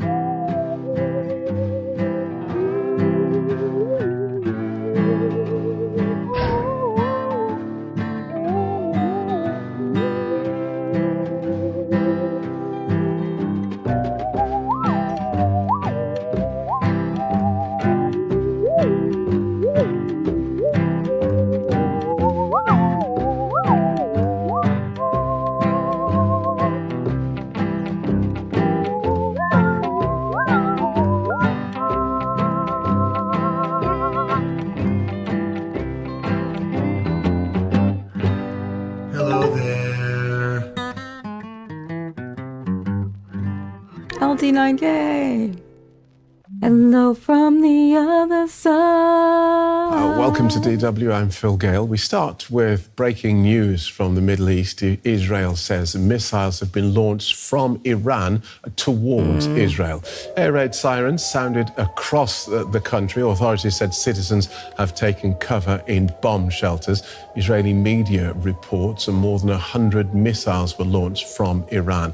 At least one official Iranian news agency has also shown images of missiles in the sky. Shani Razanis is DW's Middle East analyst. Welcome, Shani. What are you hearing about what's going on? Well, first of all, it's still ongoing. Lots of areas in Israel are asked to be under shelter. People are asked to stay close to, safe rooms if they have some, or in community shelters if there are. So far, what we've known, according to the Israeli IDF, is that there have been hundreds of missiles, ballistic missiles, shot from Iran towards Israel, covering quite a wide range of areas in Israel. Most of them so far have been intercepted. We don't know of any direct hits, but this is still an ongoing event. We will have to monitor and see. We know also Israeli officials are saying there will be a very harsh response from the side of Israel. We seem to be in a completely different scenario than the one we were almost 6 months months ago on April 14th, when that attack, the first attack, basically breaking the red line of war between Israel and Iran, has taken place. So these missiles from Iran, not a proxy. This is Iran getting involved directly. And announcing this has been our making. If Israel will respond, we will retaliate again with more of that. And we see also Iran has learned its lessons from the previous attack in April that I just mentioned, in the sense that last time there were many drones, which take much longer and which also Israel had a lot of time to prepare for. And the most efficient tools they have are the ballistic missiles. They take around 10 to 12 minutes to reach Israel from Iran, much faster. Still long enough time for Israeli air defense. They have different technologies, also airplanes, along with American forces and other, Western coalition partners that try to help Israel. So still enough time to respond, but definitely not the same as the 9 hours that Israelis had last time. And Iran is standing behind this. And Israel, so far, in the name of unnamed officials, say we will respond. It's going to be a harsh response, basically breaking the equation that we have seen in place so far. Talk to us more about that, because as you say, this changes the game. Where before we had a certain element of tit for tat, if we do this, we will respond in this way, but we won't take it beyond a certain line. That's now there were out the unofficial window. but very clear lines of conduct of what are the borders drawn if only both sides stick to, for example, military bases and not target civilians, if they keep to a certain perimeter and don't go beyond, so forth. The breaking of those rules, if you ask Iranians, they will say it's actually not our fault. This is Israel who chose to do that. If you look at what Israel did in Lebanon in the last 2 weeks, you will see that Israelis have decided to go all kind of wild, all in, and we were forced to respond. Israel, and the way they see it, is like we've had a lot of patience for this to go on for a long time, and we had to break away from this equation because it wasn't working in our benefit. We saw over 60,000 Israelis still, stranded away from their homes. We saw no near end, and we had to take the initiative and be more forceful, more aggressive. All right, let's talk about the action that Israel says it has taken on the border with Lebanon. It says it's carrying out limited raids, which has been disputed by Hezbollah. What are you hearing? Well, we know, today the Israeli IDF has presented what they claim to be a plan for ground invasion from Hezbollah to the Israeli side of the border, basically a plan similar to the one we've seen conducted by Hamas in the southern border and from Gaza, infiltrating Israeli local villages along the border, taking hostages, killing people, civilians. Israel, of course, has said that's been in the making for a long time, and therefore they need to attack that line along the border in order to prevent any Hezbollah operatives and all of their infrastructure. And that was building up there for that scenario of invasion into Israel. They had to operate along the border in order to eradicate any possibility for Hezbollah to ever fulfill that plan. Okay, so the world now is looking at this escalating crisis and saying, well, one of the first questions is, what is the Israeli objective? If it does go in on the ground in Lebanon, what is it looking to achieve? What does success look like? Well, first, bringing back the Israeli citizens who were living along the border up until October 7th and have been, forced to leave for so long. So this is one thing. And of course, the push that we've seen Israel do in the last weeks was in order to, they never officially said that like they said with Hamas, but they wish to eradicate Hezbollah as a military force. There's no doubt there's also have a political arm, there's the ideology behind it, but Israel says we will no longer accept that threat lurking on our border and just accept it as we were willing to accept it for many, many years. Same goes with Iran. When you look at the line that is aggressive, Israel now basically operating against Hezbollah, Iran's main proxy, is also in order to send a message to Iran. If you want to make this happen, if you want to talk about fighting, bring it on. Let's fight this fight, and we're going to defeat you. We're very confident in our ability. We're going to, this is Israel sort of changing positions. If you look at it, zooming out, changing position from defense mode that Israel seemed to be in starting October 7th. It took Israel by surprise to trying to get the initiative, take the initiative. This is gross justification. Saying we are now the aggressors, we take the initiatives, and we're going to set the rules, new rules for this very, very dangerous, they put up so with it seems, Middle East. Okay, for now, terrorism Shani for Razan, so many years thank on you their so border, much. so Welcome, it just Phil. had to come to this. Like, what the fuck? We'll have more from Shani at the top of the Why? next hour Maybe in if you weren't an Ask DW, occupying when country, you'll get there- your chance you to wouldn't put be your a pariah questions to state. her Maybe and if you a weren't an panel of apartheid experts. For state now, or an let's ethno go state. to Tel Aviv, where we can join our correspondent Tanya. Sorry, we're going to Jerusalem, where we can join our correspondent Tanya Kramer. Welcome, Tanya. So we now believe that there are rockets on the way to Israel from Iran. What are you hearing? Well, I mean, we could hear it very clearly, and actually the sirens, this attack is apparently not over. So what happened here in the past hour, so, you know, the whole building where we are in, you know, everybody is now down in the shelter. There's a shelter in the basement. And I was just also going up and down because, you know, once you're out of the shelter, the sirens go off. I think people here told me that, you know, they've never experienced something like that massively. I mean, you could see on the map what's actually the alert system. All Israel was red, basically. The missiles that came, and we hear from the army, they're asking people to still stay next to their shelter or in the shelter, because they are saying that this attack is not over. I do not have an overview right now where the missiles, you know, what were the targets. But we could be hearing a lot of interceptions, a lot of booms. There is certainly impact of shrapnel. Certainly there might be also impact of some missiles. We have to wait and see, because right now what people are doing is basically staying in the shelters, because this is a really, really massive attack with missiles that is coming down here in Israel right now. And what word from Israel's leaders at this point, Tanya? Well, we just heard from them in the, you know, just leading up to this attack and all day already. I mean, at 2 o'clock local time here, the home front guidelines were suddenly changed, and that included also the center, like Jerusalem, Tel Aviv. But I have to say there are also missile alerts, although there is no system there directly in the occupied West Bank. So this is, you know, this is coming from all over here in the area. And at that point, you know, there was already the anticipation that something is going on. And then we heard Prime Minister Benjamin Netanyahu in a video calling on people to follow these guidelines very strictly, to stay Good. inside, I was just to be close to their communicating with a shelters. And then bug. just a few minutes again before actually the first alerts went off, also the army again calling on people to stay. So there was some kind of alert to this, and it mainly seems, you know, all over Israel, but also a lot directed here at, you know, the bigger cities. But whether these missiles were directed to specific targets, like military targets, that was, you know, said before. So I don't know yet at this point, but at the moment it seems, at least, we don't know yet whether there's another barrage of missiles on its way. Okay, we'll leave it there. We'll let you get to safety, Tanya. Thank you so much for joining us and talking us through that. Tanya Kramer in Jerusalem.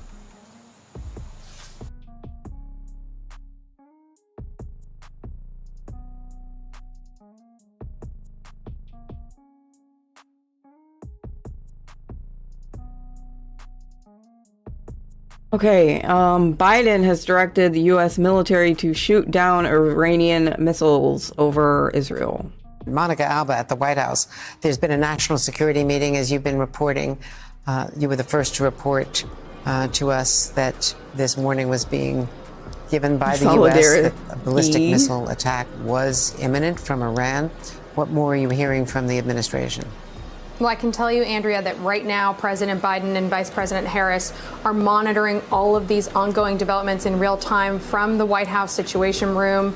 They have been briefed by their national security teams, and that has been going on for the last 4 or 5 hours, I'm told. So this is something that the U.S. had early indications of, and then they have been, of course, tracking and in touch with their relevant counterparts in terms of Israel and other potential allies here about how to handle handle it. And another piece of information that we're just getting now, Andrea, is that the president has indeed directed the U.S. military to help Israel's defense against these attacks and to shoot down missiles that are targeting Israel. This is something that we saw happen back when Iran launched those projectiles and missiles in April, and it is something that's happening again. Now, there are some key differences and questions about how this attack is playing out compared to the previous one, but the U.S. has been very firm in that it will stand with Israel and its right to defend itself against attacks like this specifically.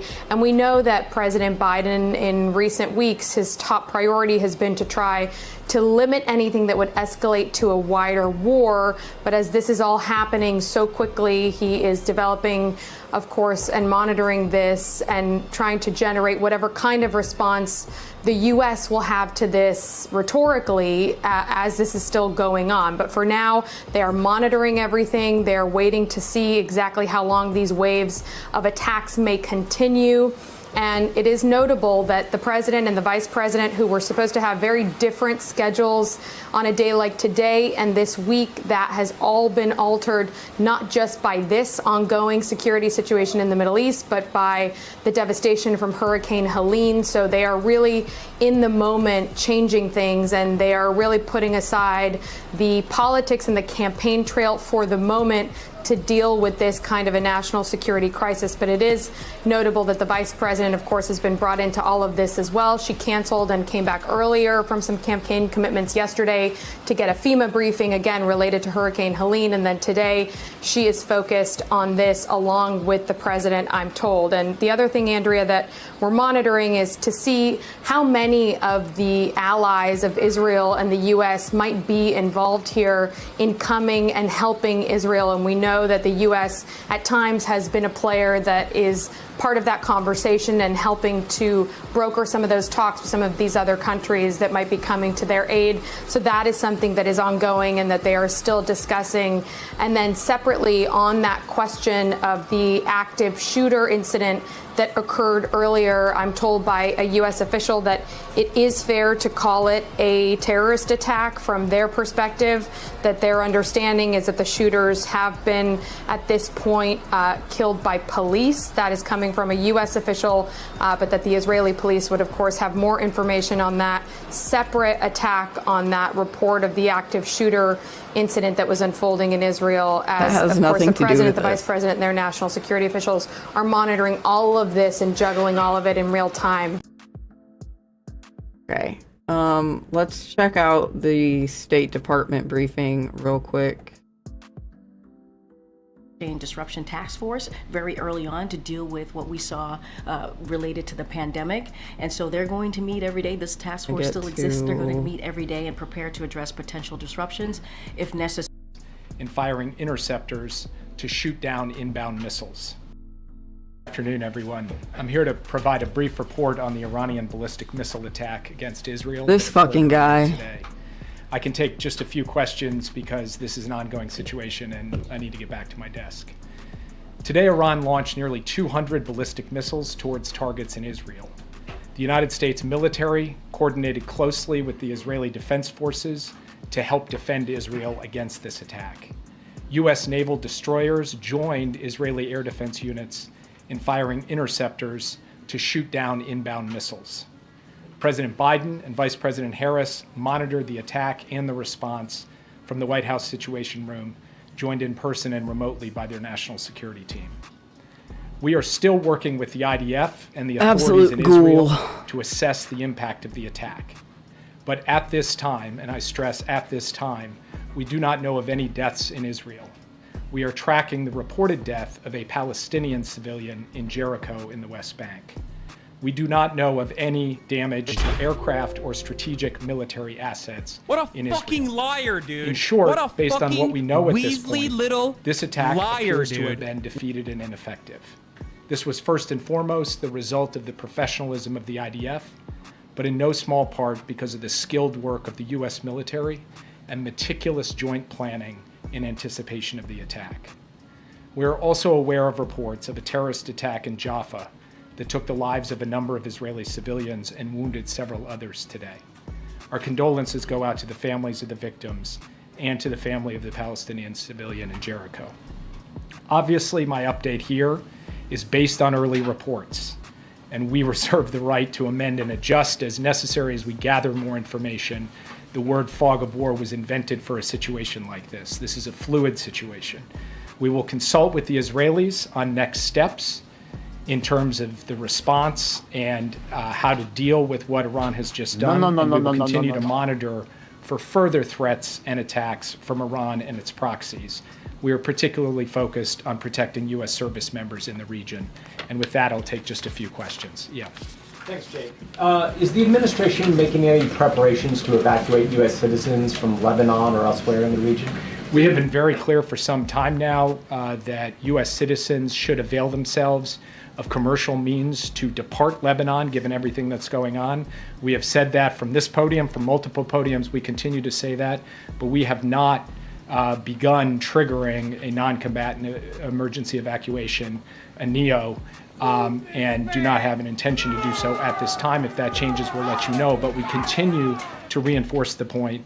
American citizens in Lebanon should follow the guidance from the State Department, which is to find civilian commercial means to depart, because in extremis, we may not be able to get them out safely. Yes. Thanks, Jake. What is the U.S. view on whether Israel should retaliate, and what is your concern about this leading to a wider escalation of war in the region? We've had some initial discussions with the Israelis in the aftermath of this at the military level and also at the White House to Prime Minister's office level. We'll continue those conversations in the hours ahead. I'm not going to prejudge or get ahead of anything. We want to have some deep consultations with the Israelis, and I'll have more to report to you after we get the opportunity for deeper discussions. And escalation in the region? Obviously, this is a significant escalation by Iran, a significant event, and it is equally significant that we were able to step up with Israel and create a situation in which no one was killed in this attack in Israel, so far as we know at this time. We are now going to look at what the appropriate next steps are to secure, first and foremost, American interests, and then to promote stability to the maximum extent possible as we go forward. Yeah. Back in April, the president's message to Israel was to take the win when the U.S. and Israel were able to intercept the barrage of Iranian missiles. Is he recommending a similarly limited response this time? I will not, from this podium, share the president's recommendations. He will have the opportunity to share them directly. We're going to have, as I said, ongoing consultations with the Israelis this afternoon, this evening. It is too early for me to tell you anything publicly in terms of our assessment or in terms of what our expectations are of the Israelis welcome in. and the advice that we will give them. So will he be speaking to Prime Minister Netanyahu today? I don't have anything to announce from this podium, but I can tell you that he is tracking this minute by minute. We are very much deeply in touch with the Israelis, and insofar as we have calls to read out, we'll make sure to read them out with you. Just last question, then I'll turn it over. Thank you, Jake. In April, after Iran struck Israel, the U.S. issued a number of sanctions as a consequence. This morning, the president said there would be severe consequences if Iran carried out this attack. What are those consequences, and are they more severe than sanctions? Totally legitimate question, and that answer will come based on the conversations and consultations we have with our Israeli counterparts. It's too soon for me to stand before you today and give you an answer. What I can tell you is this. We are proud of the actions that we've taken alongside Israel to protect and defend Israel. We have made clear that there will be consequences, severe consequences for this attack, and we will work with Israel to make that the case. Thank you very much. Thank you. Thank you, Jake. Okay. Let's check back on Al Jazeera real quick.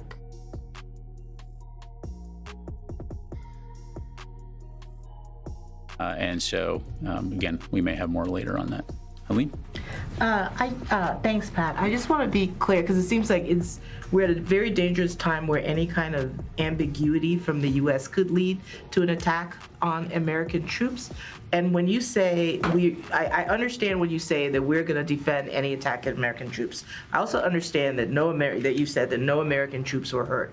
Therefore, are you saying the U.S. is not planning on a kinetic strike against Iran? Because right now, when you say there will be consequences, all of that, you're leaving it vague and people don't understand. And I want to understand, are we going to be joining Israel in hitting back against Iran in a kinetic manner. That's an oh fuck kind of With all day. due respect, you're talking about a hypothetical future, right? And presupposing what Israel may or may not do. So I'm just not going to talk about. But you said there will be consequences, and Jake Sullivan said there will be consequences. So right, what does and that I think mean? broadly speaking, the U.S. has been clear that there will be security, economic consequences should Iran attack. But I just don't have anything to preview, specifically as it relates to that. All right. Yes, sir. Thanks, Pat. Just to clarify, did any U.S. aircraft track any of the missiles either before the launch or during the attack, even if they weren't involved kinetically in the defense of Israel? So I won't go into specifics, AC, welcome Chris, other in. than to say, as you well know, we have a wide variety of ISR capabilities throughout the region to monitor and track potential aerial threats, to include aircraft that do that. So I'll just leave it there. Okay. Charlie. Thank you, General. I think you said repeatedly that Iran doesn't telegraph these attacks, yet from early this morning, we were told that an attack would be imminent. So we're getting some sort of information from somewhere. Based on whatever that was based on, where does Iran stand now? Is this just the first salvo? From your assessment, are they positioned to go ahead and pull the trigger again at will? That's really a question for Iran. As evidenced by this attack, they certainly maintain the capability to conduct additional attacks.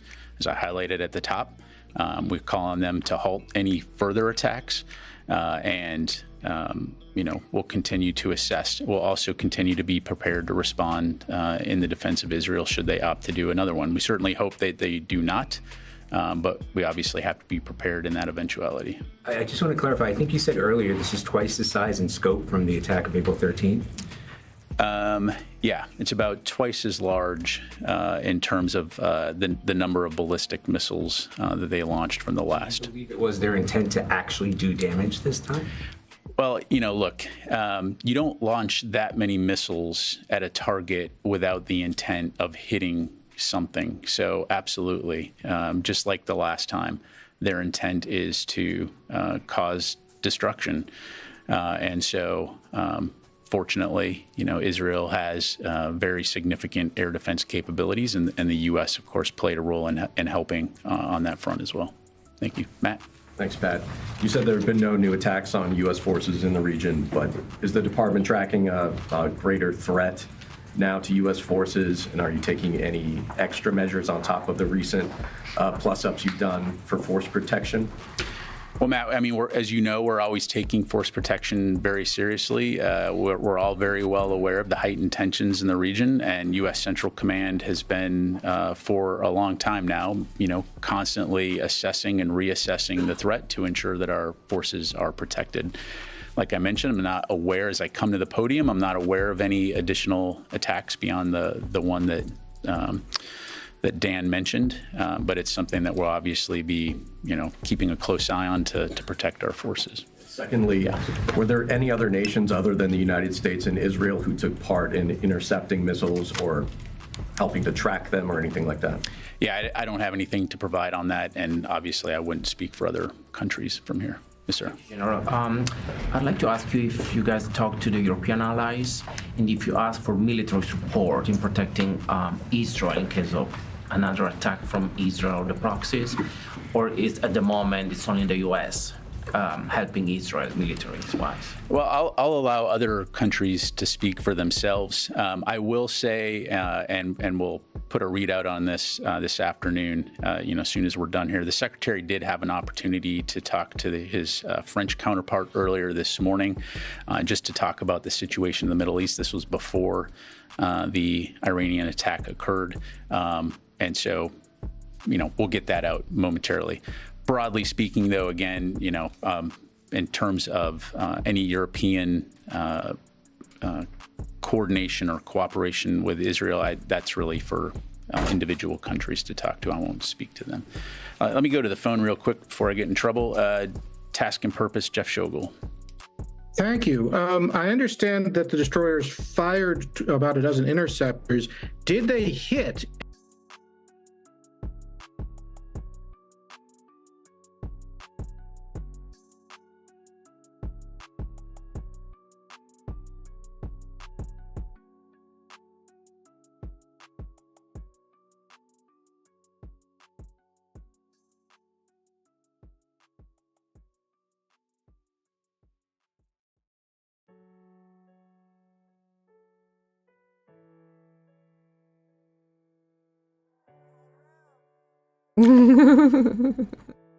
I have it paused. No country funding proxy wars with any right to criticize others doing the same, pure hypocrisy. Yeah. For sure. Deciding what we want to get into next, because less than 90 minutes.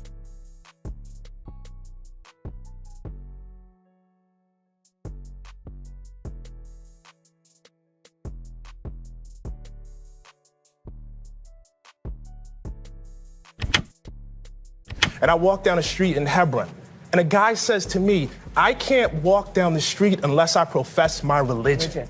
I'm with another pastor. No. I want to. This is very important. It is extremely important. Yeah, let me lay it down. Author and journalist Ta-Nehisi Coates had a lively debate on CBS Morning Did you guys with see this co-host.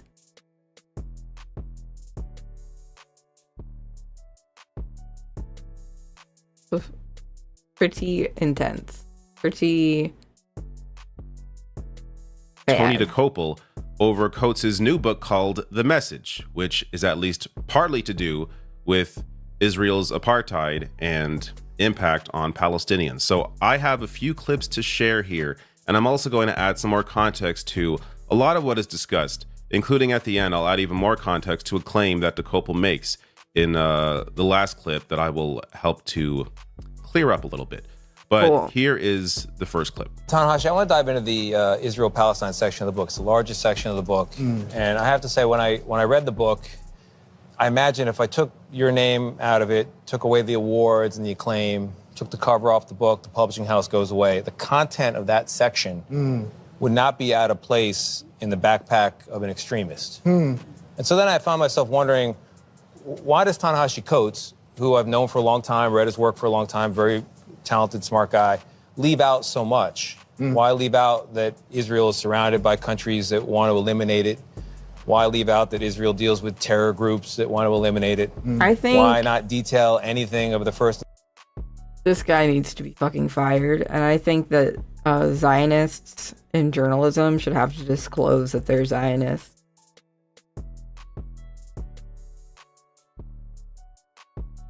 In the second intifada, the cafe bombings, the bus bombings, the little kids blown to bits.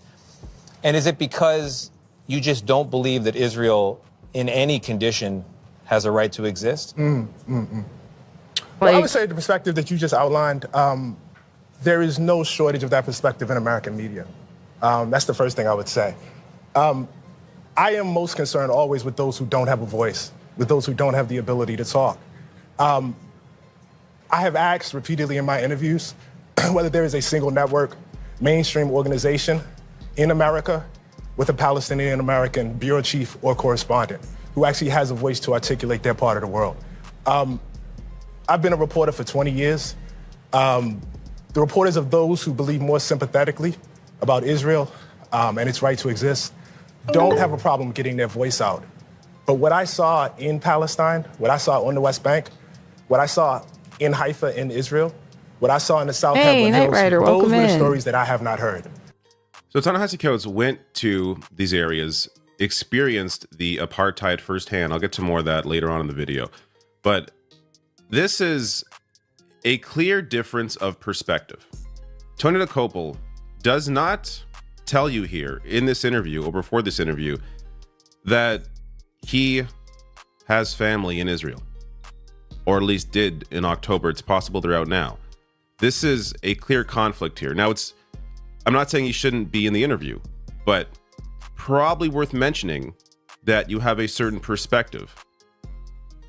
And this speaks exactly to what Ta-Nehisi Coates is saying here, where are the Palestinians in these hosting positions? In fact, I remember at least a couple of Palestinian journalists losing their jobs or being pushed aside over the past year, largely because of the perspective that they were offering.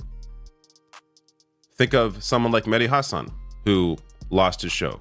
There was a journalist in Canada who lost her job because they were putting forward a perspective that is not familiar to a lot of these newsrooms.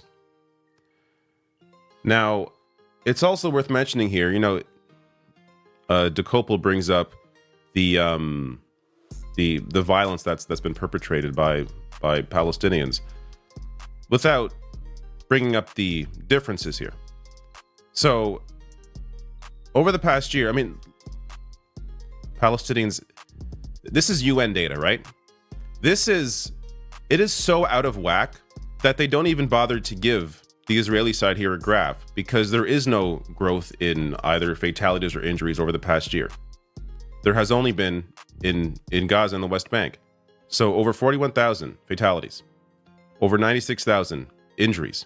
And that is what is reported. There are likely more that we simply are not aware of, because the infrastructure to properly report the damage, the mass destruction going on is no longer as strong as it once was earlier on in this recent conflict. So the differences here are clear. 41,000, over 41,000 to over 1,200, which again has not changed since October 7th. That it doesn't. Ta-Nehisi goes, we'll get to this. It's so out of whack that you cannot possibly justify this sort of response after what happened on the 7th, and not to mention what's gone on before, the apartheid, which is what led to the entire thing. People pretending that all of this just came out of nowhere on October 7th are just ignoring the obvious history here. But let me get to the next clip. But you write a book that delegitimizes the pillars of Israel. It seems like an effort to topple the whole building of it. So I come back to the question, and it's what I struggled with throughout this book. What is it that so particularly offends you about the existence of a Jewish state that is a Jewish safe place and not any of the other states out there? There's nothing that offends me about a Jewish state. I am offended by the idea of states built on ethnocracy, no matter where they are. Muslim included. I would not want a state where any group of people laid down their citizenship rights based on ethnicity. The country of Israel is a state in which half the population exists on one tier of citizenship, and everybody else that's ruled by Israelis exists on another tier, including Palestinian Israeli citizens. The only people that exist on that first tier are Israeli Jews. Why do we support that? Why is that okay? I'm the child of Jim Crow. I'm the child of people that were born into a country where that was exactly the case, of American apartheid. I walk over there and I walk through the occupied territories and I walk down a street in Hebron. And a guy says to me, I can't walk down the street unless I profess my religion. I'm with another pastor. No. I want to. This is very, very important. It is important. It is extremely important. Yeah, let me lay it down. I'm working with the person that is guiding me is a Palestinian whose father, whose grandfather and grandmother was born in this town. And that. Yeah, lay it down. So egregious. So gross. Like, dude, you just did like a black scent. Like, come on. And I have more freedom to walk than he does. He can't ride on certain roads. He can't get water in the same way that Israeli citizens who live less than a mile away from him can. And why is that okay? Why is that? This is just one of many examples of how Israel commits apartheid. Ta-Nehisi Coates, a visitor to Israel, is able to go in areas where a Palestinian Israeli cannot. This was, and to be clear, this is before October 7th. This has been going on forever. This is the apartheid that is going on. This is what leads to a lot of the tension that results in a lot of the violence. So this has been broken down. Again, this piece is from, note the date here, again, before October 7th. A lot of this is, there's a lot of attention now on what's been happening or what the Israeli government has been doing, but there should have been that attention put on it well before. So as Amnesty International here writes, Israel's apartheid against Palestinians, a cruel system of domination and crime against humanity. Mentioning here massive seizures of Palestinian land and property, unlawful killings, forcible transfer, drastic movement restrictions, and the denial of nationality and citizenship to Palestinians Network. Are all components of a system which amounts to apartheid under international law. This is also shared, actually before I get to it, they also write here at the time, they called for an arms embargo, which is what we are now seeing activists call for because of the the mass destruction that Israel is causing. But this is also shared by an Israel-based human rights organization, B'Tselem, where, again, note the date, 2021. They broke down here Israel's apartheid, going on to write, the Israeli regime pursues its organizing principle in 4 major areas through land, citizenship, freedom of movement, and political participation. Look at how Tony Koppel, at the beginning of that clip, brings up, why are you only concerned about a Jewish state? Why are you delegitimizing the pillars of Israel? Apartheid is a pillar of Israel, a separate set of rights for people depending on their ethnicity is a pillar of Israel. Is that what you are trying to claim? But he said it. It's an attempt to try and paint Ta-Nehisi Coates into a corner about, why are you so concerned about this state, this Jewish state, and not concerned about the other states, about the Muslim state? Who is claiming that? This is the same, like, this joke is made about Twitter where it's like, I like waffles. Oh, so you hate pancakes?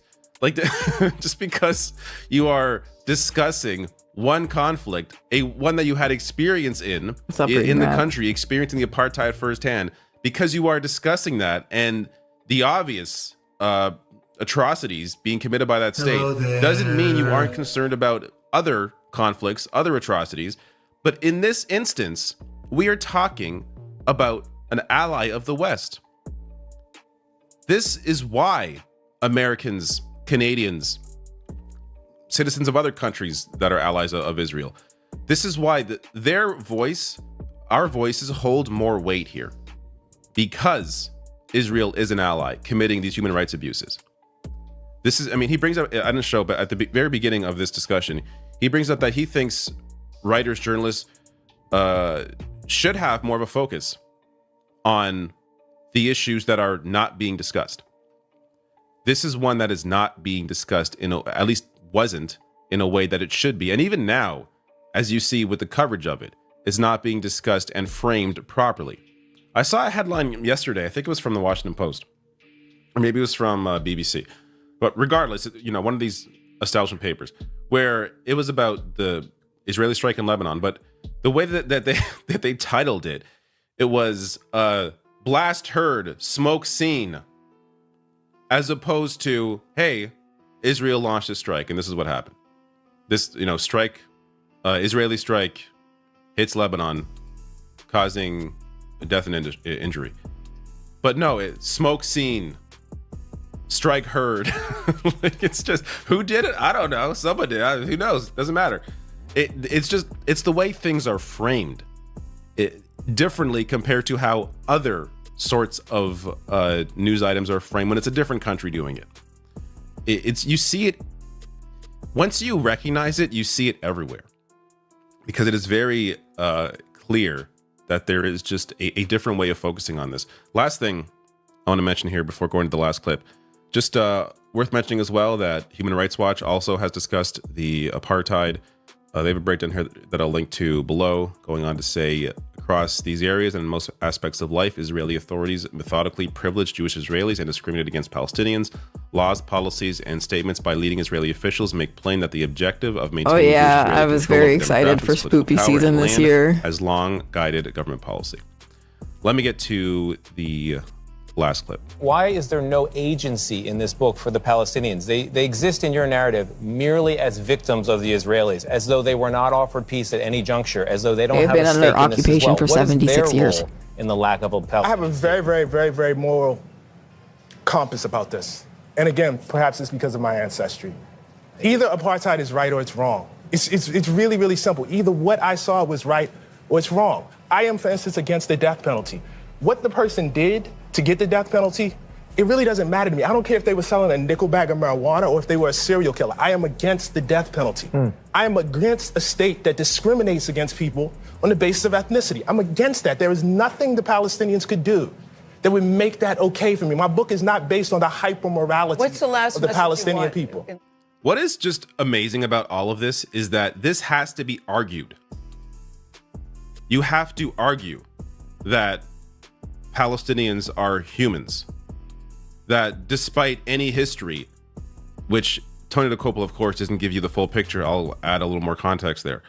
That despite any, peace deal that fell through, that does not then give Israel the right to dominate Palestinians, to have these occupied territories, to institute apartheid, to have a separate set of rights for Palestinians, to needlessly bomb civilians. What is Dokoupil's argument here? That because a peace deal didn't happen, because in his mind, Palestinians sabotaged the peace deal, now it's perfectly fine to dominate these civilians. It's perfectly fine to have a separate set of rights. What is the argument? There is no argument. And why does this have to be argued at all? Why should people have to argue for the human rights of Palestinians? That shouldn't need to be a point that is made.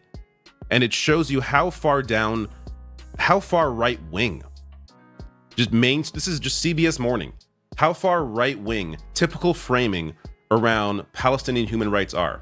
When this has to be a point made on television, as opposed to it being an obvious thing. Of course, Palestinians are humans that deserve rights. It's wild. Now, I'm not going to, I highlighted many portions of this article and realized it's going to take me like 10 minutes to properly break this down. I don't want to do that here. So I will link to this below the video.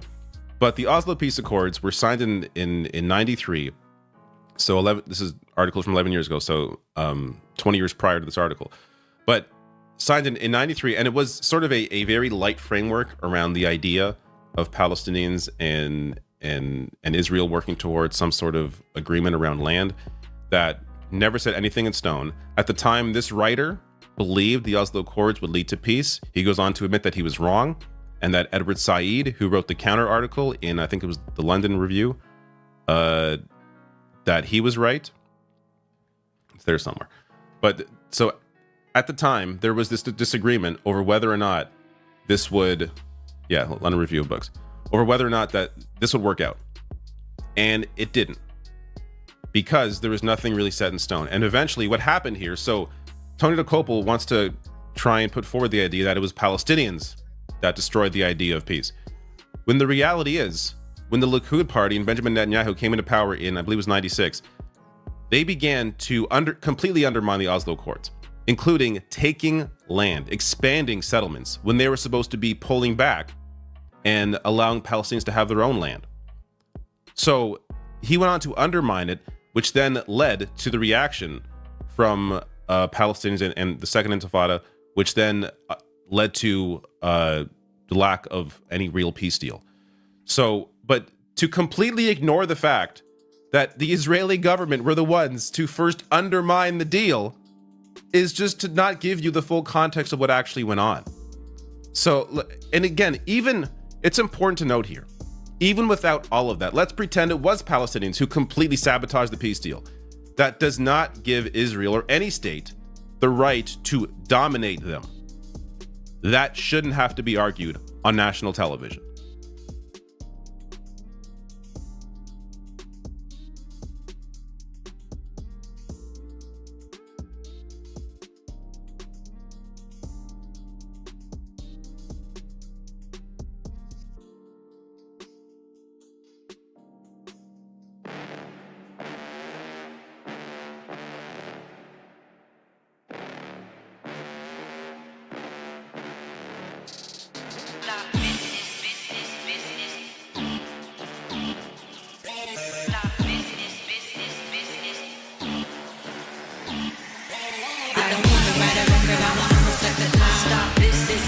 Stop the genocide. I don't want to write a record. I want to reflect the time. Stop business as usual. Stop the genocide. I don't want to write a record. I want to reflect the time. Stop business as usual. Stop the genocide. I don't want to write a record. I want to reflect the time. Stop business.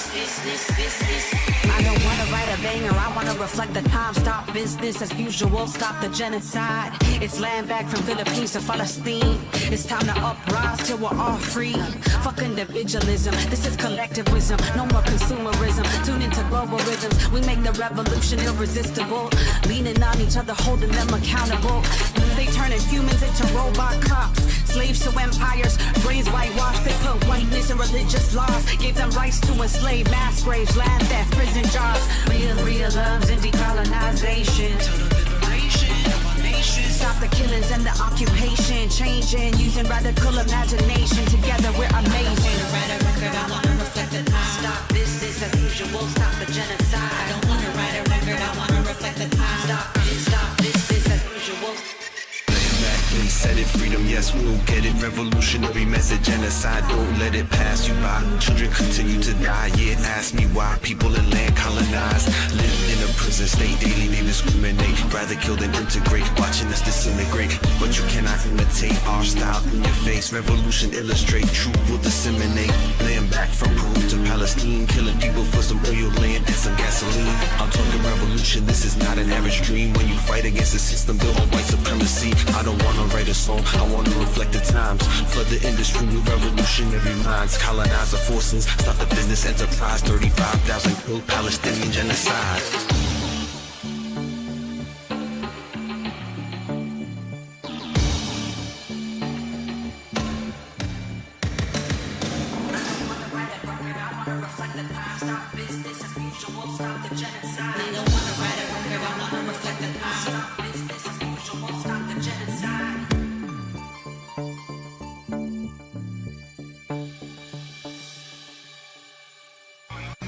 No more division, unite the fight for what's just. We are the people and it's time you hear us. Fuck your systems of suppression and negation. There's no justification for genocidal occupation. Mindset of a warrior mother needs to deepen the struggle. Looking out for one another. Fuck your ivory tower, fuck your abuse of power. Time to stand and deliver from the sea to the river. Atomic rocket phonics, what the fuck you gonna do? World leaders, it's all eyes on you. Show me the peace, show me the justice. Show me a leader who's here to protect us. School dude, it's Anubis, stand back, we're ready to go. Time to reap what you sow. You can act like you don't know. Realize which lies are true though.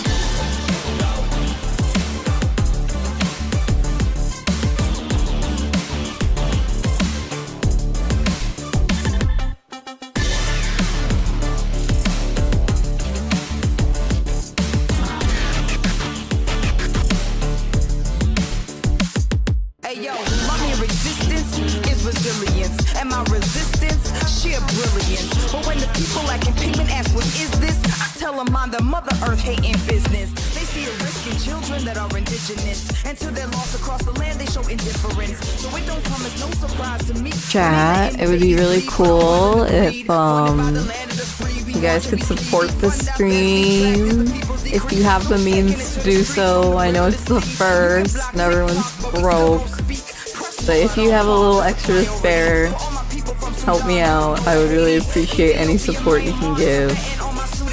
Please, please, please. I work really hard to provide you with a nice cozy space.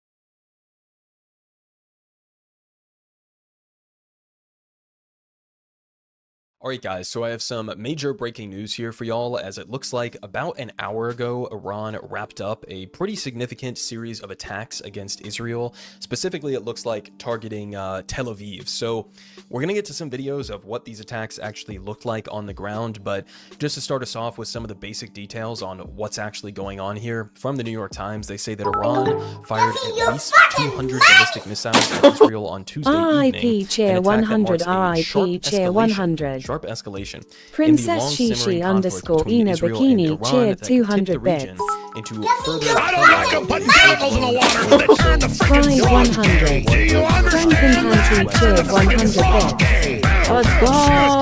Hype train! Thank you so much, Princess Chi-Chi and Franken Panty.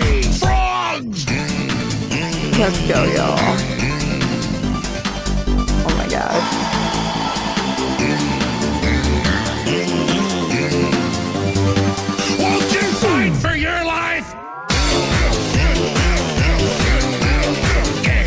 friggin' frogs. I don't like the frogs.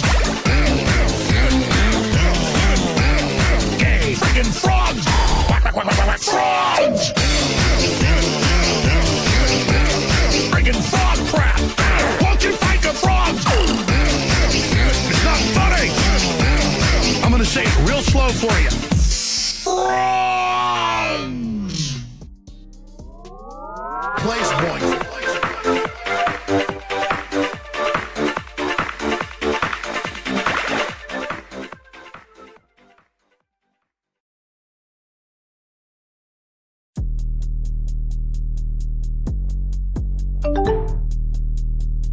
All right, chat.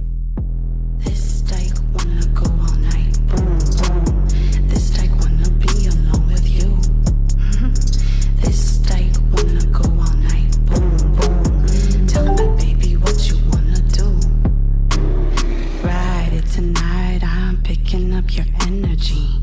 Go slow, I love the way you look at me. This is turning into a revolution. Princess Shishi _Ina Bikini subscribes to your channel for 6 months. Thank you so much for the resub. This dyke wanna be alone with you. This dyke wanna go all night, boom, boom. Tell me, baby, what you wanna do. Dripping like paint, let's make a work of art. Drawing circles on you till you come apart. This water is holy. Got you questioning God, flowing like the ocean, breaking all their laws. This dyke wanna go all night, boom, boom. This dyke wanna be alone with you. This dyke wanna go all night, boom, boom. Tell me, baby, what you wanna do. Your body's speaking to me.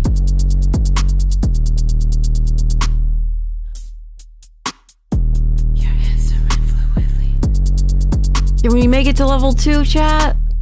On my knees with the key, I'm here to release you. Lost to sea, diving deep. I just halfway there, living on a prayer. Lost at sea, diving deep. I'm here to release you. I just wanna please you. This dyke wanna go all night, boom, boom. This dyke wanna be alone with you. This dyke wanna go all night, boom, boom. Tell me, baby, what you wanna do.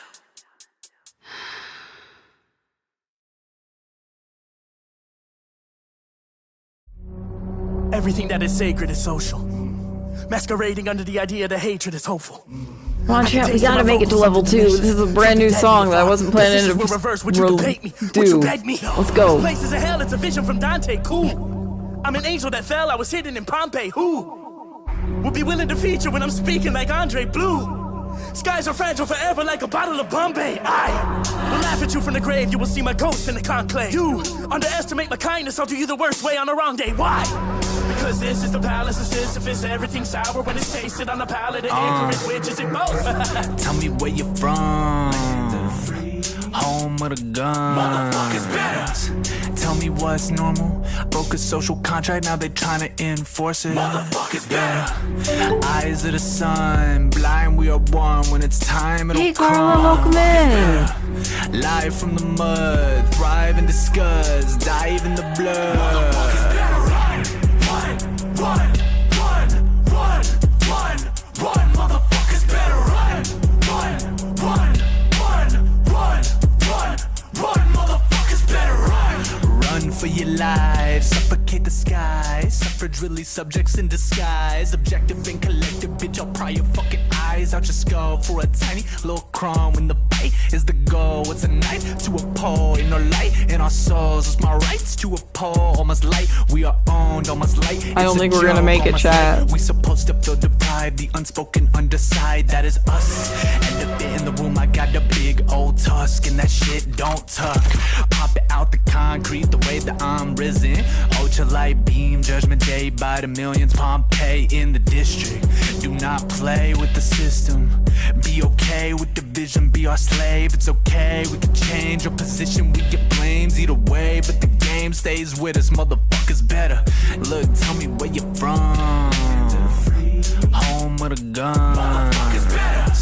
Tell me what's normal. Broke broke a social contract, now they tryna enforce it. Motherfuckers, yeah. Eyes of the sun, blind we are one. When it's time, it'll come. Motherfuckers, yeah. Live from the mud, thrive and discuss, dive in the blood. Motherfuckers, yeah. Run. No, this slaps.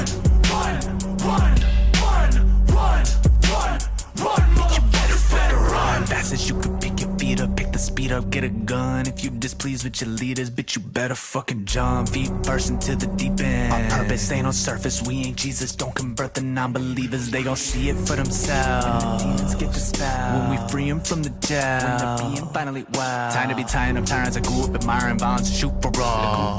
Community plot, pile fire. I don't give a fuck as long as you run. Better hit the dog whistle for they come. Get you an accomplice with a compass, trying to come bitch you of abundance, finna bust in. With a million motherfuckers bustin'. But when you stand, even Houston, even Boston, and we locked in, drop stocks in, pop a politicians in the pockets. Flash gang like a pop rap. There's only one way. Watch me at the Aki with the obvious. Watch me be populist, destiny, communist. Peace be achieved when we touring our conscious. Copy X machina blow. Do I have all your attention now? You can't escape us, we got you surrounded. Get on arrival. Hit Avatar state, watch the cycle expire. Reclaiming our place, ain't no fight for my title. It's rightfully ours.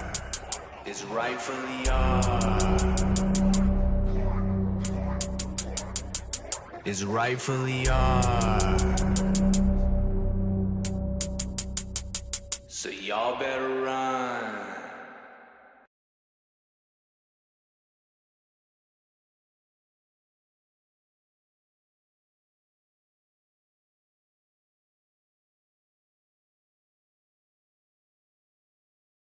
Okay, thank you for the hype train. It was a nice break, much needed. Appreciate y'all.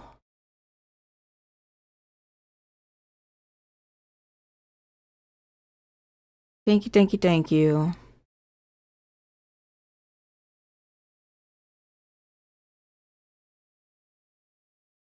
Alright guys, so I have some major breaking news here for y'all, as it looks like about an hour ago, Iran wrapped up a pretty significant series of attacks against Israel. Specifically, it looks like targeting Tel Aviv. So we're going to get to some videos of what these attacks actually looked like on the ground, but just to start us off with some of the basic details on what's actually going on here, from the New York Times, they say that Iran fired at least 200 ballistic missiles at Israel on Tuesday evening, an attack that marks a sharp escalation in the long-simmering conflict between Israel and Iran that could tip the region into further turmoil and a full-blown war. So noteworthy here what the New York Times refers to as a sharp escalation, right? This is a sharp escalation, but an 11-month-long genocide in Gaza, that's not an escalation, right? The expansion of illegal settlements into the West Bank, that's not an escalation. The bombing of Beirut, leveling multiple apartment buildings, trying to assassinate the leader of Hezbollah, that's not an escalation. Invading Lebanon, which we'll get to more of that here in a minute, that's not an escalation. Even the assassination of the top Hamas political leader, Ismail Haniyeh, on Iranian soil, that's not an escalation, but this is an escalation. Okay, they say Iran's Revolutionary Guard Corps said in a statement that the missile attack had been in retaliation for the assassinations of, again, Hezbollah's leader, Hassan Nasrallah, as well as Hamas's political leader, Ismail Haniyeh, and an Iranian commander. The statement said that Iran would launch more missiles if Iran were attacked. They say a spokesperson for the Israeli military, Daniel Hagari, said that a handful of missiles landed in central and southern Israel, but most of them had been intercepted, and there are no immediate reports of casualties, he said. And the attack appeared to be over by 8:30 p.m. So it's about like 9:45, maybe like 10 o'clock p.m. in Tel Aviv right now. So it looks like that was about an hour and a half ago that the attacks stopped. Again, he claims that most of these missiles had been intercepted. Certainly some of them got through based on the videos I'm about to show you guys.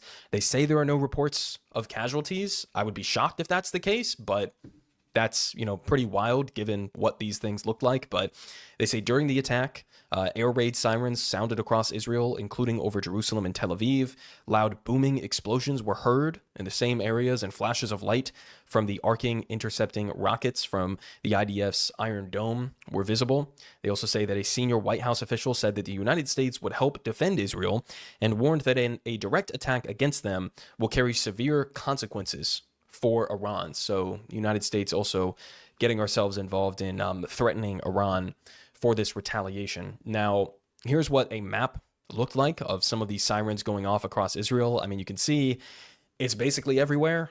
It looks like, I mean, who knows how many of these are real reports, how many of these are not, but basically the entirety of Israel was under a siren alert there over the last couple of hours. Now, we get to this CNN clip here with Jim Sciutto, who I think made a pretty revealing comment, right? So I've shown you guys in previous videos a map of Tel Aviv and where they have some of their military infrastructure, including the headquarters of Mossad. And I told you guys that the Mossad headquarters are in the center of Tel Aviv, surrounded by civilian infrastructure.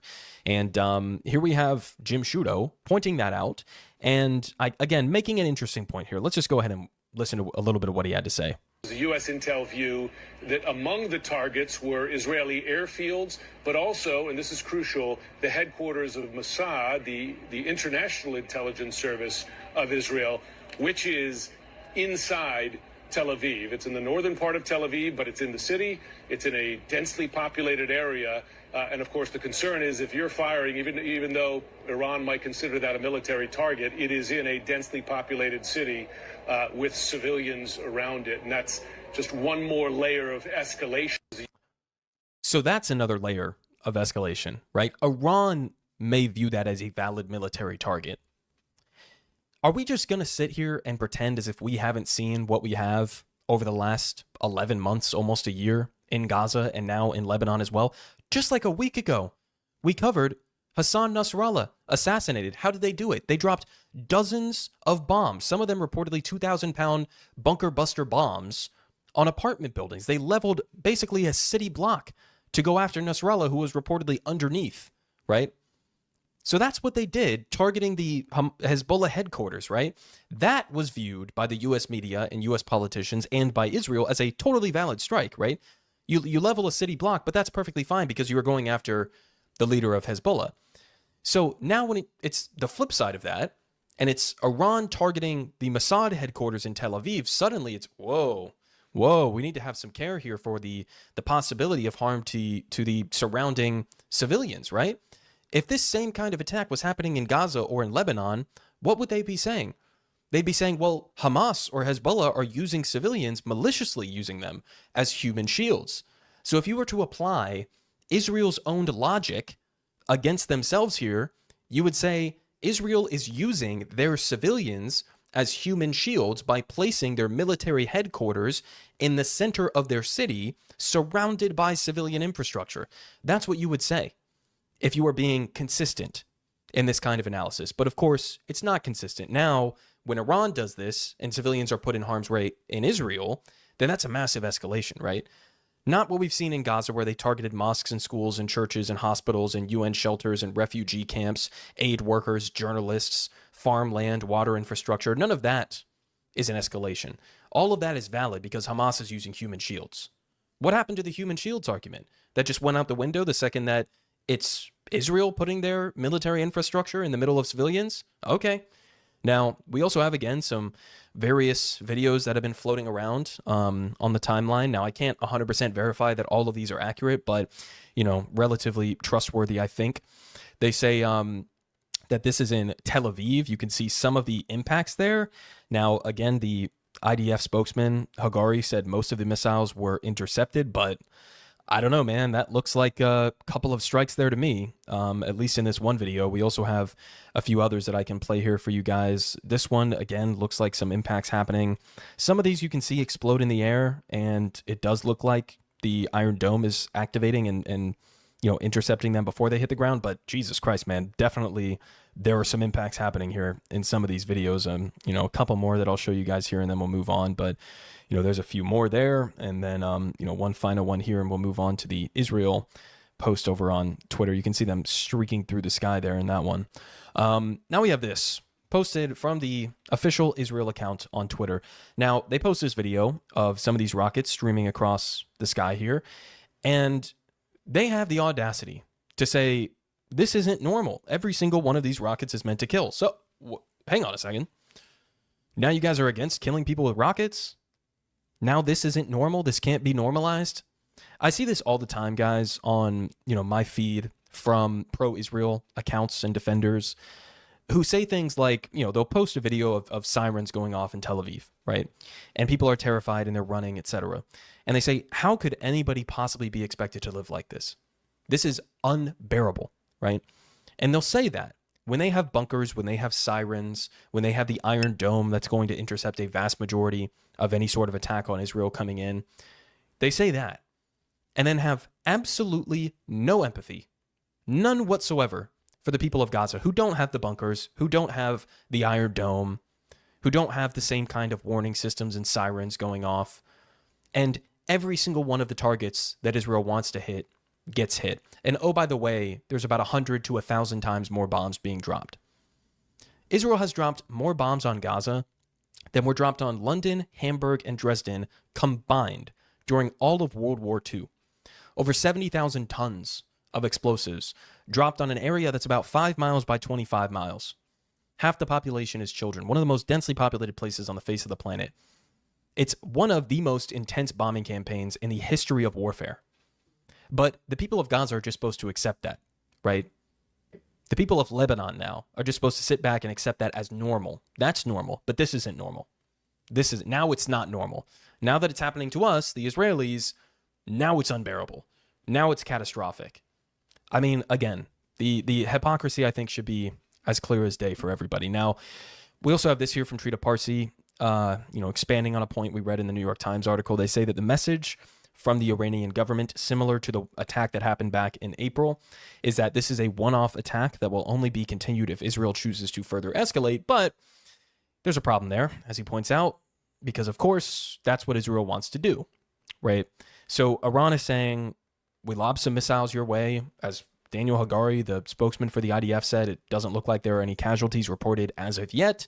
Again, that could change as we get more developments coming. This is a developing story, obviously, but they're saying basically this is a one-off attack. This is revenge for Nasrallah. This is revenge for Haniya, who was assassinated on Iranian soil. Iran basically wants to maintain their posture, their edge in the region. And they're saying this is a one-off thing. So as long as Israel doesn't continue to escalate from here, then there's no need to escalate. Unfortunately, as Trita points out here, escalation is exactly what Israel wants. And so we'll have to keep track of this and see what happens over the next hours, over the next couple of days, but it's not looking great, to be honest. Now, of course, this comes barely a week ago, as pointed out here by our boy Prem. Barely a week ago, we had reports like this.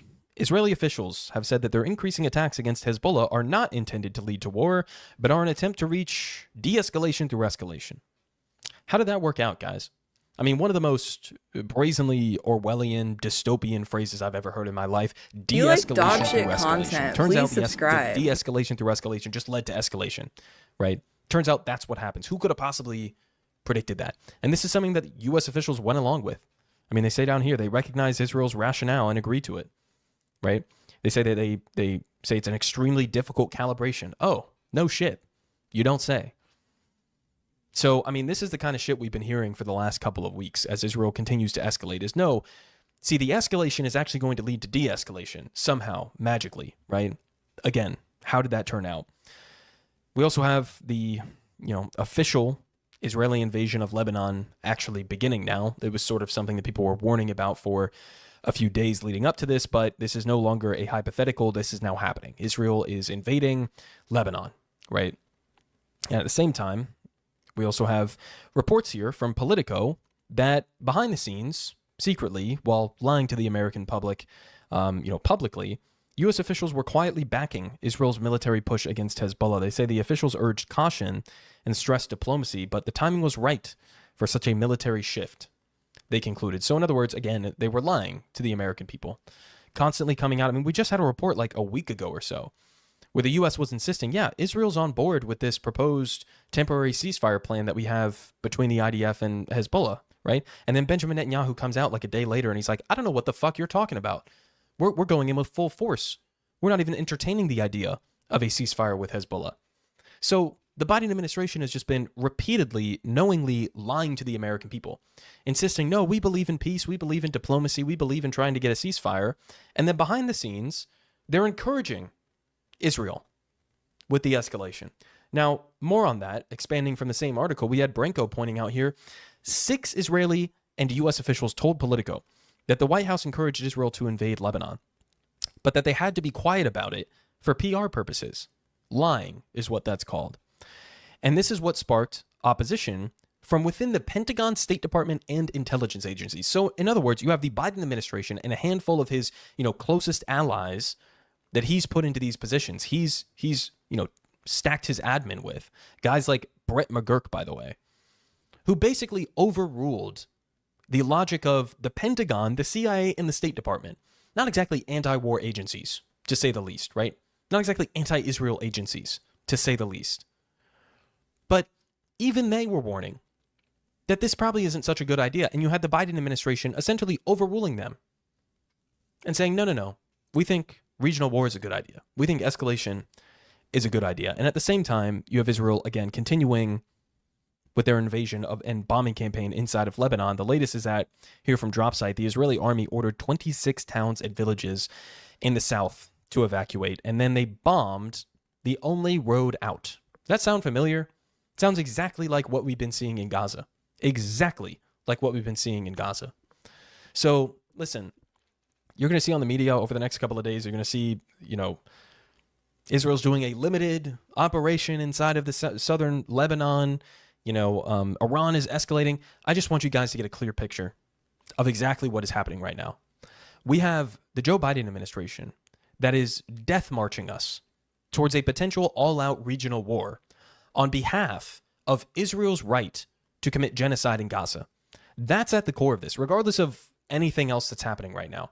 That's at the core of this. If Israel was willing to end their genocide in Gaza and to agree to a hostage deal and a ceasefire deal, then the attacks from the Houthis, the attacks from Hezbollah, the escalation with Iran, none of that would be happening. Point blank, period. And so this is all on the Biden administration.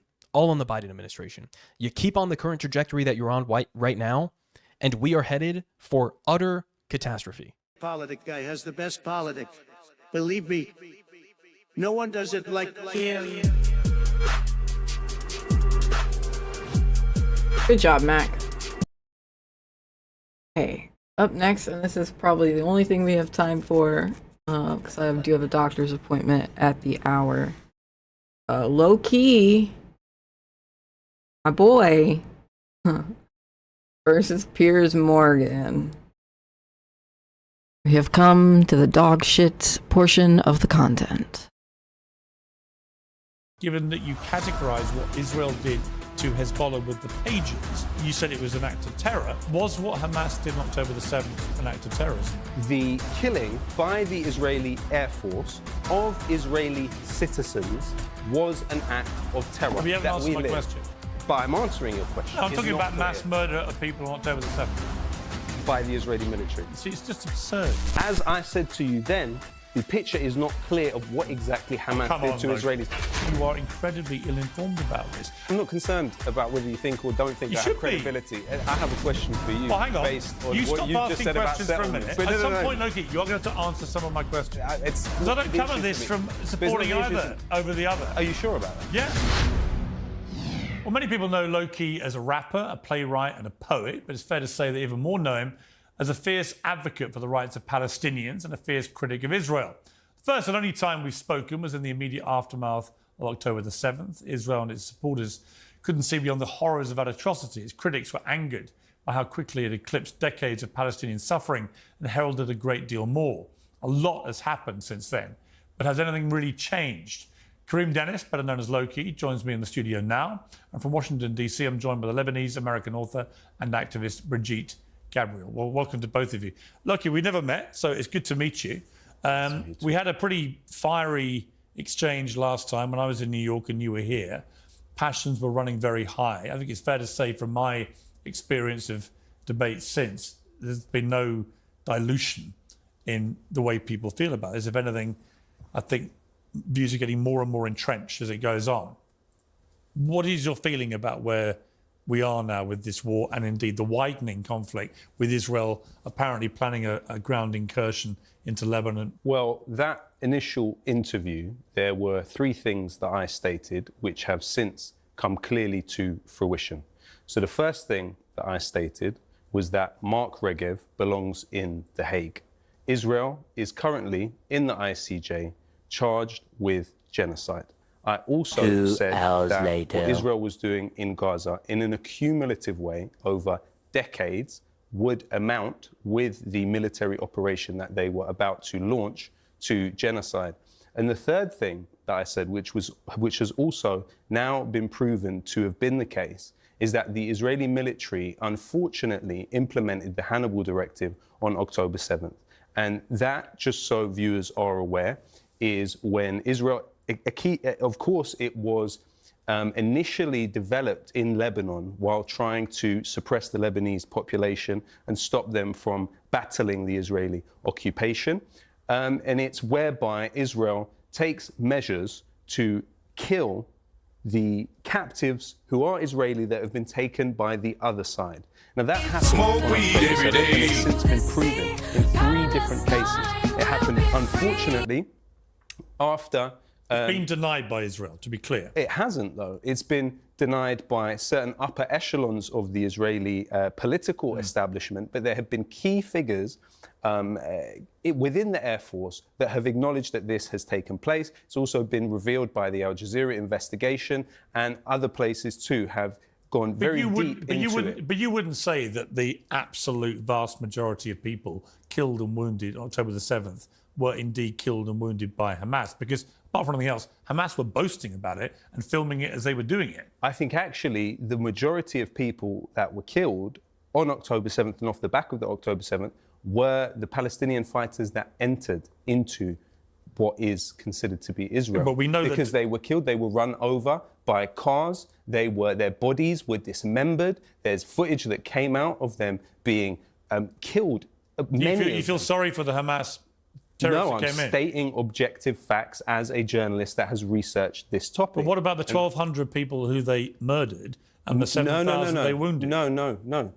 Hundreds of those people were killed when Israel implemented the Hannibal Directive. That's simply not true. It is simply true. is true. It isn't. And I It is encourage true. you, in the spirit of journalistic inquiry and curiosity, to No. look that up. It's already Because been thoroughly investigated. It absolutely has not But been. it has, Loki. It's been investigated by Al Jazeera. It's been investigated by trustable news sources that have found this to be the case. No, it's not true that hundreds Absolutely. of people in those You saw named the footage. casualty Yes. numbers on the Israeli side were killed by Israel. Killed by Israel. No, it's a fact. It's It's a not- documented It fact. is It's absolutely a documented fact. And you know what else? If you were to study those cars which were put forth as evidence that Hamas had killed those people fleeing the Nova Festival, the order came directly from the Israeli Air Force. This is a mass Hannibal. This is a dead zone. No cars will Did you pass. watch the Those documentary? cars Did you watch were the hit by documentary Apache. last week on BBC Two No. about the music festival? Right, you No. literally see Hamas fighters with their GoPros going from car to car, murdering people. That Okay. happened. Yeah, that happened. Why are you trying to diminish the scale of what was going on? I've just said that happened. That doesn't equate to diminishing what you've just It doesn't stated. say hundreds of You're hundreds. diminishing Apache helicopters bombing cars that contained civilians. You're diminishing all of the Israeli captives that have been killed by Israeli airstrikes. Israeli captives have come out of Gaza and said very clearly that actually they were scared of being killed by Israeli airstrikes. Why are They there were not. hostages at all? Well, this is, of course, an issue of 70 years of occupation, of dispossession, of ethnic cleansing, You of wouldn't support the attritional taking of hostages, genocide. including Holocaust survivors and babies. You wouldn't support that. I wouldn't take hostages, no. So should they hand them back? I think if you look historically at where the return of actual hostages has happened, you look at the case of Gilad Shalit, this was a case where an Israeli soldier was given back in exchange for the release of Palestinian prisoners. What you've actually seen in this case is a massive increase of Palestinian prisoners who are being tortured. There's been examples of rape within Israeli military camps. The rapists have come out and become celebrities within Israeli society. 68% of the Israeli population say they oppose the prosecuting of people that have been implicated in rape within the dungeon system. And if you really look at it, Israel has far more chance of returning hostages by negotiating for their release than by airstriking them. What Israel has done as part of this campaign is airstrike and kill its own captives, the captives. How would you have responded on October the 8th if you were running the Israeli government? Ultimately, the biggest terror attack on your people ever. Ultimately, it is within the interests of everybody, especially those who identify as Israelis currently, to end Zionism. Zionism has dispossessed and disempowered and killed people on an industrial scale. Its maintenance requires 4 generations of Palestinian refugees scattered throughout the Middle East, the highest population of refugees there is in the world. Its maintenance requires the constant repression of Palestinian hopes for a better world. Which I think is completely wrong. So I believe all Palestinian people should have exactly the same rights as you and I and every Israeli. And that requires the end of Zionism. So therefore you support the end of Zionism. Well, I don't agree with what has clearly been a form of occupation, okay? But putting that to one side, I also don't agree with Hamas, Hezbollah and the Houthis, funded by Iran, armed by Iran, launching wave after wave after years and decades of terror attacks on Israel. Do they have air forces? Do they have... Let me ask you a question. Let me ask you a question. Let me ask some questions. Do they have air forces and air defences? Let me ask. Do they have air forces and air defences? So it sounds like you're defending what they do. No, I'm saying there is a complete difference between one of the most powerful armies in the world, which has literally a key unit within the Israeli military, Unit 9900, is the visual unit which uses satellites in the sky that can pick off a bit of chewing gum on your shoe, okay? You're talking about actors that are shooting rockets which do not have precise targeting against one of the most powerful air forces in the world. It sounds to me, F-16s and F-35. You're talking about asymmetrical warfare. But you know the thing that Israel doesn't remember, and which Israel has to know and must know, that winning a war is not about killing on an industrial scale the weakest among the population you are targeting, which Israel excels at, which is the essence of Zionism. Winning a war is about the largest amount of people being convinced of your viewpoint. If we use that metric to understand this war, Israel has lost in Gaza and it will lose in Lebanon because Israel has more enemies around the world than ever before. More people are critical of Zionism than ever before. More people understand it to be essentially an anti-life ideology, which is causing mass human suffering. But Loki, at the same time, Hamas, Hezbollah are wedded, and make no secret of being wedded, to the destruction of Israel. The destruction. That is a nihilistic form of genocide. The very genocide that its supporters, like you, would say is being waged against their people. They are explicit. We want the destruction of Israel. Yeah, they want the destruction of the state is not the same thing as the annihilation of a people. They don't want to annihilate the people. They want to remove the state. Destroy the state. Like, that is not the same thing. That is not genocidal rhetoric. They have tried to enact this on October the 7th, and Hezbollah's response the next day, within hours, was to unleash rockets on Israel as well, and to carry on doing it for a year. At some point, Israel obviously was going to respond with massive force to the biggest attack on its people. Obviously, they were going to do that. Hamas knew they would do that. Iran, who were funding it, knew they were going to do that. Hezbollah knew they would do that. Hezbollah knew if they kept rattling the Israel cage with their rockets, that they would get a response of the kind we're seeing now. What they underestimated is that Israel would be quite as successful as they're being right now with Hezbollah and taking out all its command leadership. And you can feel that the momentum has switched now, where Israeli people, in particular, and all the polling, are now beginning to go back to supporting Netanyahu because they believe, rightly or wrongly, but they believe Hamas and Hezbollah when they say, we want to destroy Israel. They believe it, and they believe that they have to defend themselves. Do you understand that? I have a response. The Likud platform, which is its charter, states very clearly there will be no Palestinian sovereignty between the Jordan River and the Mediterranean Sea. The Likud charter calls for the complete obliteration of Palestine and all of the rights of Palestinians.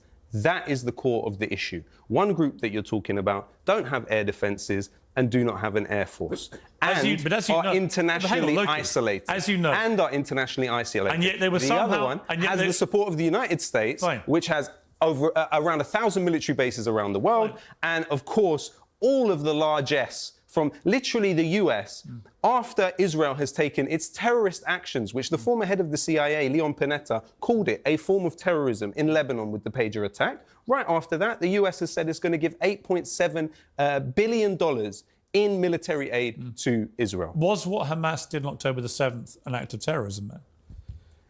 I would say that the killing by the Israeli Air Force of Israeli citizens was an act of terror. I would say that Palestinians who have lived in camps for several generations, they're not in our shoes. They're not living the kind of lives that we live in the places but you haven't that answered we my live. question. But I'm answering your question. To a Palestinian who has suffered their entire life under the boot of Israeli occupation, what you view as justified will not be what they view as justified. No, I asked you what the you very think. same way, I asked you what you the think. very same way that you denounce figures and define them depending to these particular legislatory definitions. Throughout history, the very same people... I understand. You compared yourself to Nelson Mandela. I understand. The ANC were absolutely treated in exactly the British same government way. called The them terrorists. FLN I were know. treated in exactly the same way. The Vietnamese were treated in exactly the same way. Okay. I'm speaking directly to your point. You're not, in though. fact, You're not answering my question. William Cuffey of the Chartists, these were people that mobilised for hundreds of years I know to my get history the like you right do. to vote, to get the right to vote, that didn't own property and were not landed gentry in this I country. hear you. Do you know what happened to them? They were imprisoned as terrorists. Okay. They were massacred at the I know the same Manchester. I know the same history you do. But I simply asked you, given that you categorize what Israel did to Hezbollah with the pages, whether you said it was an act of terror, whether you think what Hamas did to Israelis on October 7th was an act of terror.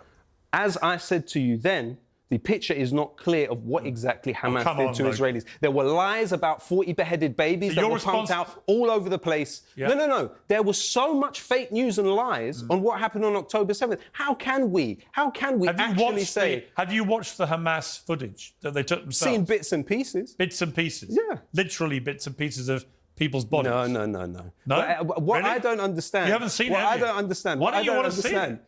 I'm happy to see it, but what I don't understand, no, as in I would like to see these things, but what I'm saying to you, that you are seeming to minimize, in my opinion, is the fact that the Hannibal Directive was implemented. If the Hannibal Directive was implemented, if I'm a about fake to read you news something. campaign was I'm about rolled to read out... you something. Read. A July 2024 Haaretz investigation revealed the IDF ordered the Hannibal Directive to be used, adding, Haaretz does not know whether or how many civilians and soldiers were hit due to these procedures, but the cumulative data indicates that many of the kidnapped people were at risk exposed to Israeli gunfire, even if they weren't the target. In other words, there may well have been a directive Well, then get your issued, shit together. says Get it Haaretz, all together but and put it in a nobody knows backpack. whether anyone All your was shit, even hit so or it's killed. together. Look at the cars. Look at the cars hang fleeing on. the Nova Festival. I've watched the video footage of what Hamas did to people in the cars. But here's my point, Loki. Here's my look point, at the Nova Loki. Let me Festival. finish. My point is, you have extrapolated this and you've taken it to hundreds of people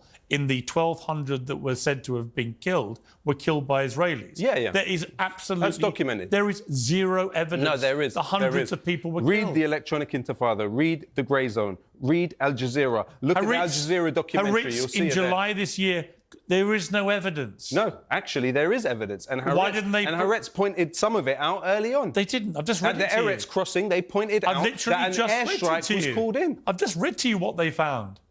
Well, you've read one article which clearly shows that the Hannibal Directive was implemented. No, a Let me Haaretz ask you a question. investigation. If an Apache helicopter shoots at a car, what happens to the car? Have you? Do you think Hamas? Let me ask you a question. Do you think that the use of AK-47s would cause the damage that was done to those cars fleeing the I think that because it wouldn't. I think because you have chosen not to view the footage that Hamas broadcast to the world, you are incredibly ill-informed about this. And my advice to you, given how engaged you are in this whole thing, I'm staggered you just haven't watched that footage. Then you wouldn't be asking me these questions. But to the wider issue of what we're talking about, this is far, far bigger than one day. Yeah, but I'm only asking you. It's almost become a religion. October 7th. Understand. Let's be clear. But I only ask you one comparison. You view what Israel did to Hezbollah, who've been firing rockets at them all year, displacing 70,000 people in northern Israel. You view what they did with those pages as an act of terrorism. I simply said to you, do you think what Hamas did on October 7th is an act of terrorism? And you've been really struggling to give a straight answer. You're trying to distract me by saying Hannibal Directive, hundreds were killed. Let me ask you a question. Do you believe in the provisions of the Genocide Convention?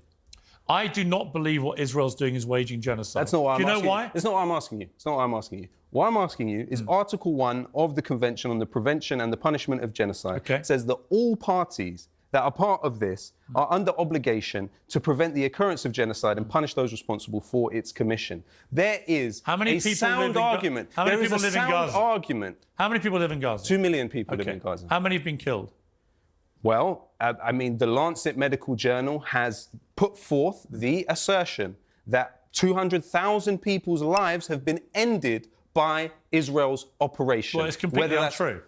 But that's the Lancet Medical Journal. So the Lancet Medical Journal is a more trustworthy source than you. The Palestinians are saying 42,000 as of today. The Palestinian Hamas-run. No, but that's not how genocide works. But that's not how genocide works, Piers. No. But you know that's not how genocide works. No, I'm about to tell you. But you know that's not how genocide works. So you don't believe the Palestinian Health Authority numbers? No, I believe them. But what I'm saying you think 5 times as many people have been killed? I've literally just quoted to you what the Lancet Medical Association has said, and I've also quoted to you what they have said. You know why it there. matters, But right? that's also not how genocide works. I share a lot of your misgivings about the scale and proportionate response of what's been going on in Gaza, and I've said that repeatedly. But I don't think it constitutes a genocide because Israel has the power, should it want to kill all 2 million. But this is not the argument. Let me That's not finish. what constitutes Let me genocide, finish. though. They have the power to eradicate every single Palestinian. Was genocide committed on the Aboriginal people of Australia? Well, I'm not going to go over the whole They history of still genocide. exist, so therefore your argument is that they were not subject to genocide following the arrival of Captain Cook. But do you accept that what Hamas and Hezbollah, when they say they want destruction of Israel, that is the purest personification of genocide? I have clearly shown you that the Likud Charter states within it that the Palestinians will have no sovereignty. Why do you never answer any between questions about the other river side, though, Loki? and the sea? I asked both. Because there's a causal connection between what has happened. But you distract on everything I say. You're talking to me. You're talking to me about organisations that were formed to fight the Israeli occupation.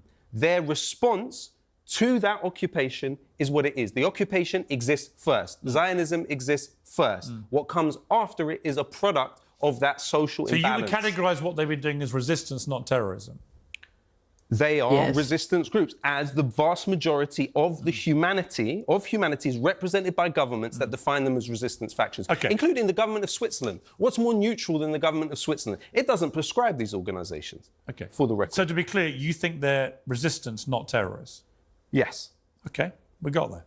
Let me bring in Bridget Gabriel. Bridget, you listen to what Loki has to say. He's not alone in this thought. I've heard this from many pro-Palestinian guests on Uncensored in the last year. I thought it was just going to be Loki. Response? Who the fuck's this? Well, I want to start with the accusation of the occupation. Israel was minding its own business ever since it existed. It reached out to the Arabic world. It wanted to have peace with the Arabic world. In 1964, when the PLO... I'm so sorry.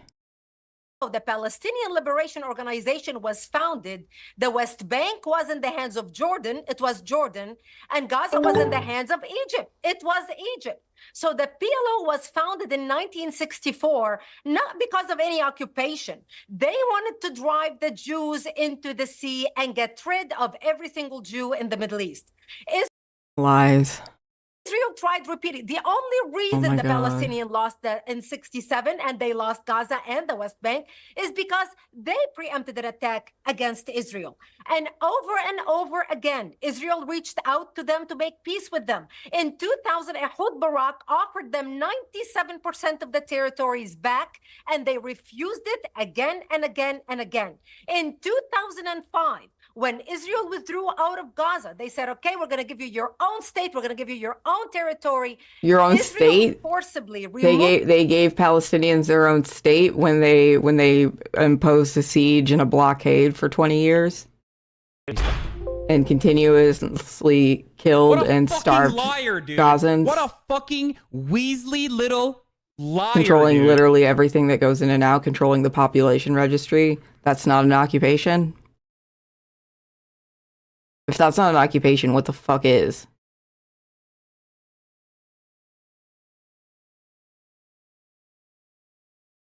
Moved its own people fighting the IDF by force. You're Removed welcome, them out of Nina. Gaza. Not only to remove the people, they dug out dead Jews' bones from the cemeteries because they knew exactly what the Palestinians are going to do to the cemeteries. So in 2005, when Israel withdrew out of Gaza, there wasn't one Jew alive or dead in Gaza. They turned over the key to them and said, okay, great, now build your own place. You are independent.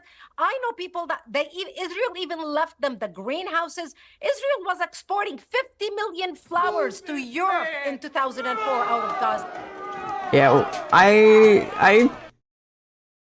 I mean, that's Piers Morgan's MO, is trying to get, like, the most fiery debate going as possible because he wants clicks.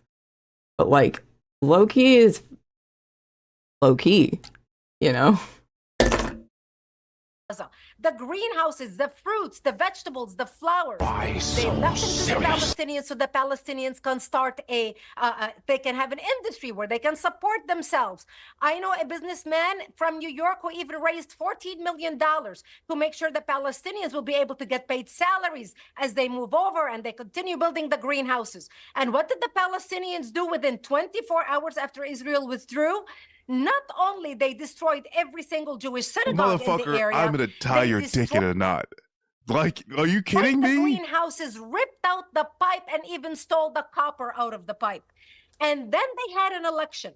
So in their first election, the first woman elected to the cabinet of Hamas was a woman by the name Nidal, the mother of al-Mukawama, they called her, the mother of the resistance. And she ran on the platform, I killed 3 of my sons, because she had videos of her sons, she dressing them in suicide bombers to go kill Israelis. She said, I already gave up 3 for the cause. I have another 7 to give. That's why she was elected. So that's a democratic election for Hamas. Israel did not put the Palestinians in a prison in Gaza. Hamas put the Palestinians in a prison in Gaza. Gaza could have been turned into Singapore. They had the money. They had more money pouring into the Palestinian territories and still do from all over the world. And what did they do with it?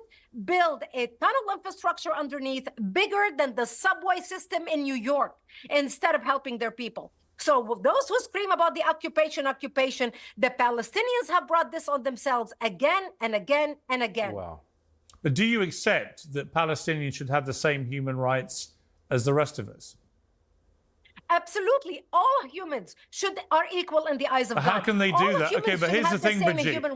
But when it comes to this issue of occupation, I was very struck at the start of the response to October the 7th that very quickly Israel was able to turn on or off the tap of energy, the tap of water, the food supply, etc.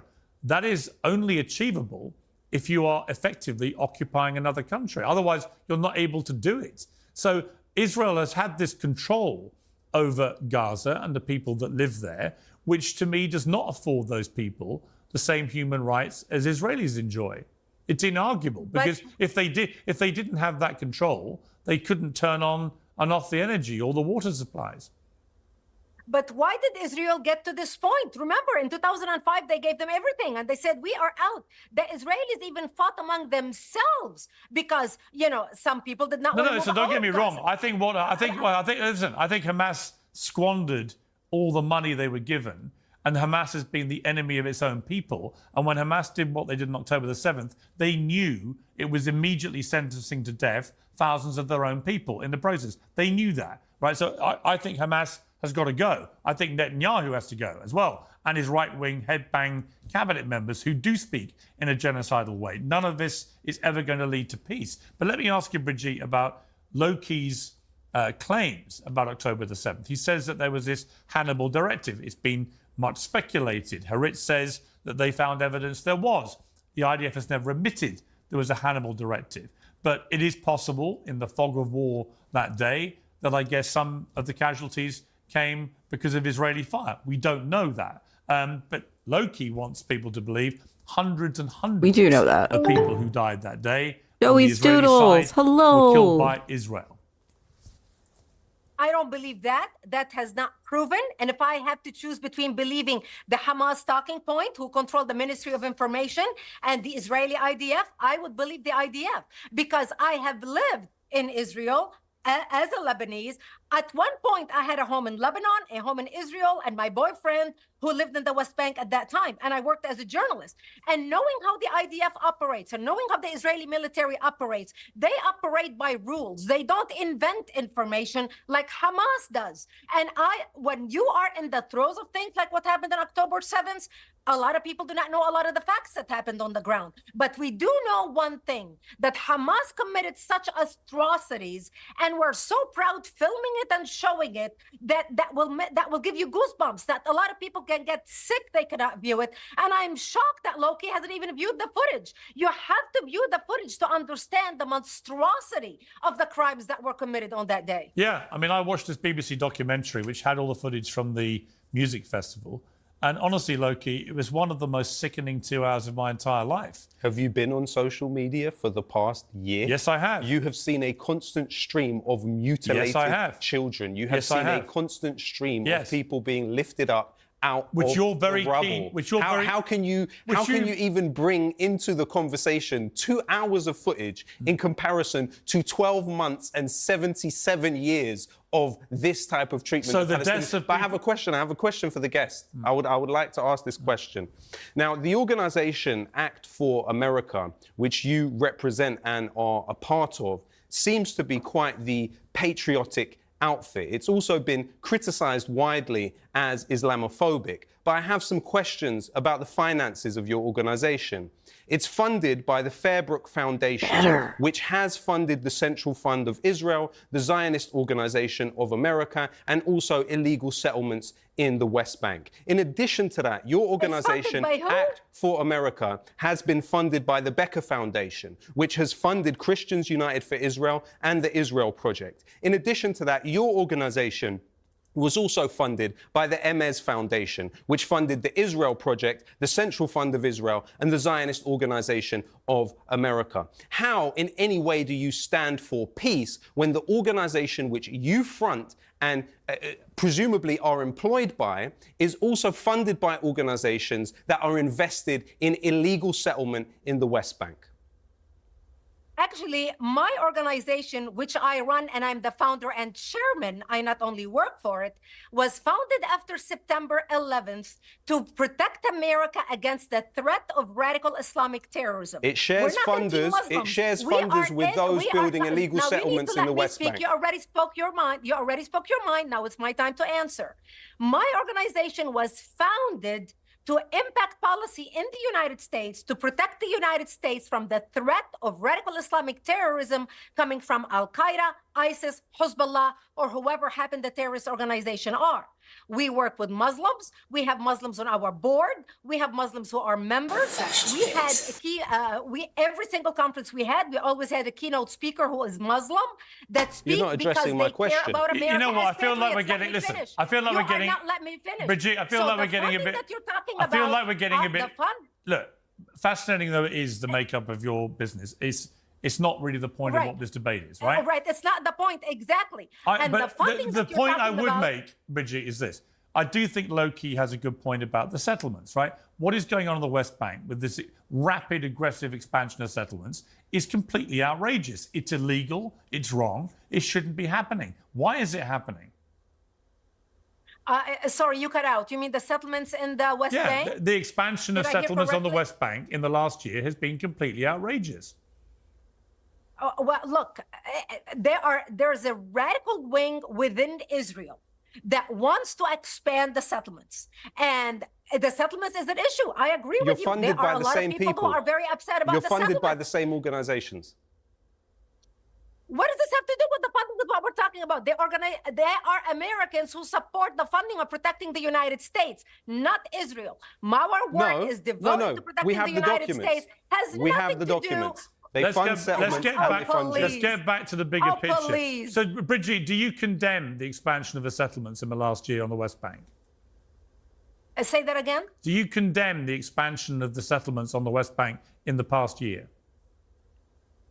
Yes, I do. I think they are going overboard with the settlement. Okay, good. I think somebody needs to revisit looking at the settlement and how they Okay, are good. expanding. Then that's good. Loki, do you condemn what Hamas did on October the 7th? I have a question for you. Well, hang on. Based on You what stop you just asking said about questions for a settlements. minute. I'll answer your question in Okay, a second. I'll she's answer your made an question in a admission second. that she condemns it. No, she condemns the expansion Loki, of settlements. Fine. Loki. And these people also Okay, fund Loki. her. At some point, you But- are going to. but At some no. point, Loki, you are going to have to answer some of my questions. Which I have done. Okay, do you condemn what Hamas did? You've already asked me that. Not directly, you haven't answered. I will not condemn people based on Okay. Israeli military talking Okay, points. good. But I have a You question don't for you. condemn I mass have murder. a question for you. You don't condemn mass murder. Obviously, I condemn mass murder. You won't condemn it by Hamas. You're talking about a specific political context in which the information No, I'm is talking not about mass clear murder of people on October the 7th. by the Israeli military. You see, it's just absurd. So to I say have a that. question for you. I think you have a lose all question for you. credibility when you say I that. have a question for you. I'm not concerned about whether you think or don't think You I should have be. credibility. It's Because I not don't the come issue at to this me. from But it's supporting not the issue either to- over the other. Are you sure about that? Yeah. Are you sure about that? Absolutely Because I have sure. a question. I have a What's your question. question? Rupert Murdoch, Yeah. News Corp International, Yeah. which employed you for several years. Yes. Which actually It employs me is now. still it employs you now. Yeah. Okay, we're getting to the issue. Yes. now. What News do you think Corp- the issue is? News- I I'll saw what you explain to tweeted. What does it have to do with me? Not my tweets. I have a question for you. News Corp International had a charitable arm which funded the Jerusalem Foundation, which builds illegal What's this got to settlements. do with me? Illegal settlements in What's it got to do with Jerusalem. me? Do you condemn Rupert Murdoch? What's it got to do with me? Do you condemn Rupert Murdoch? I'm not talking about Rupert do you, Murdoch. Do you condemn Rupert Murdoch? I'm not talking about Rupert Murdoch. This has never been shown on British media. This is a letter from Netanyahu's political office. And Bridget may well recognize the handwriting of Benjamin Netanyahu here. Okay. It is a list of individuals that Netanyahu considered to be funders of his political campaign. There is a name on this list. The name is Rupert Murdoch. Your employer. You know what, Loki? It seems he funded Benjamin Netanyahu. You know That's what? an issue. You know what, Loki? It's not an issue for me.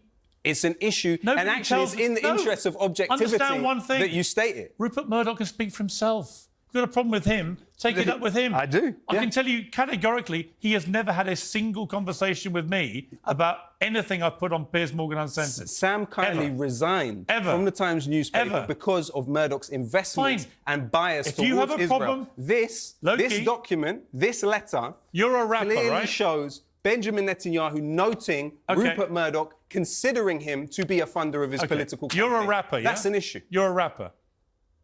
Do you condemn P. Diddy? Yes. Great. You see how easy it is? You take it out of your obsession, which is that you hate Israel so much you can't condemn anything that people do Oh to my them. God. We see the situation differently. Not really. My loyalty is to the people. I of the agree camps. with you a lot my more. Loyalty I is to agree the- with you a lot more than you realise. I But what I view don't agree myself, with... I view myself as loyal to the people of the camps, to the people under the bombs. I do not view myself as loyal to somebody what's that in- would end up on a list of potential funders Fine. of Benjamin Netanyahu. I like Rupert Murdoch enormously.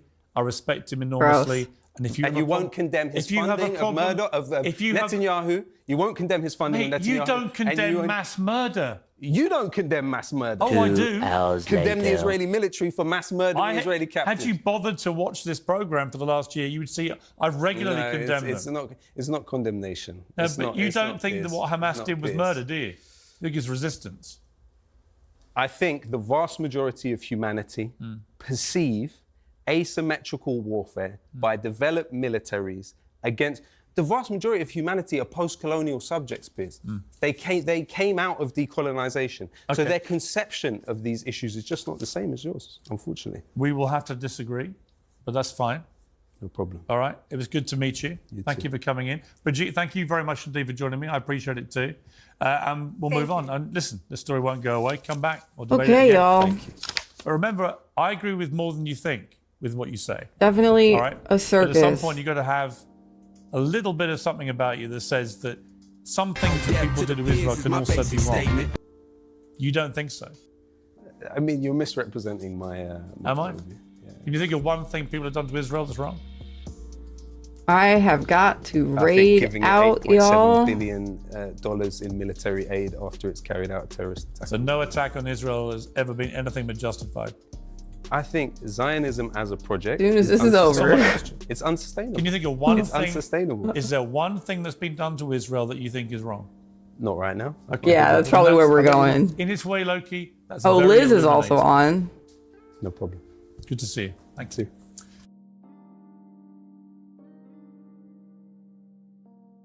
Lizard's Lounge, Peacefire Now.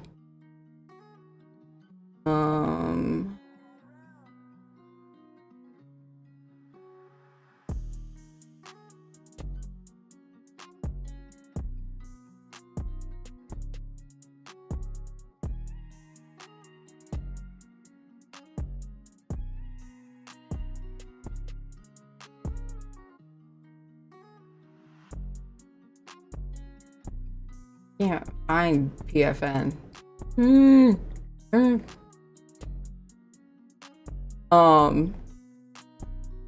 YouTube's. I would redirect you, but I'm not there yet. We don't have that capability. Here we go.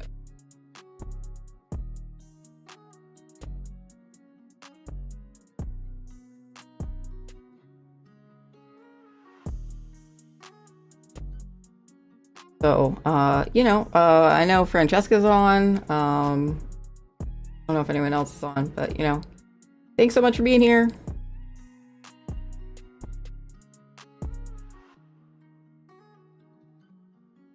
I hope you all have a wonderful day. Stay groovy, stay radical. Lance is off this week. No surfs this week.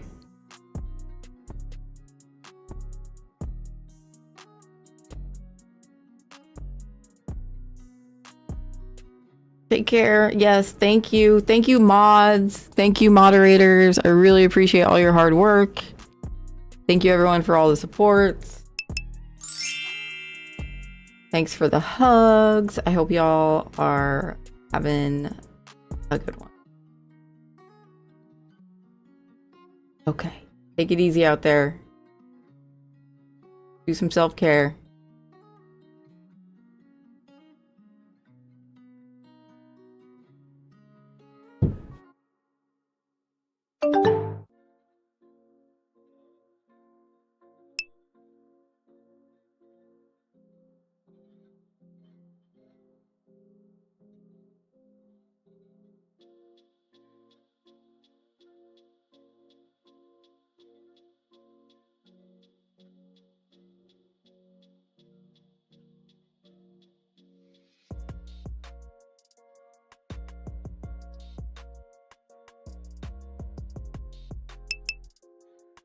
Well, there is a lot of fog out there.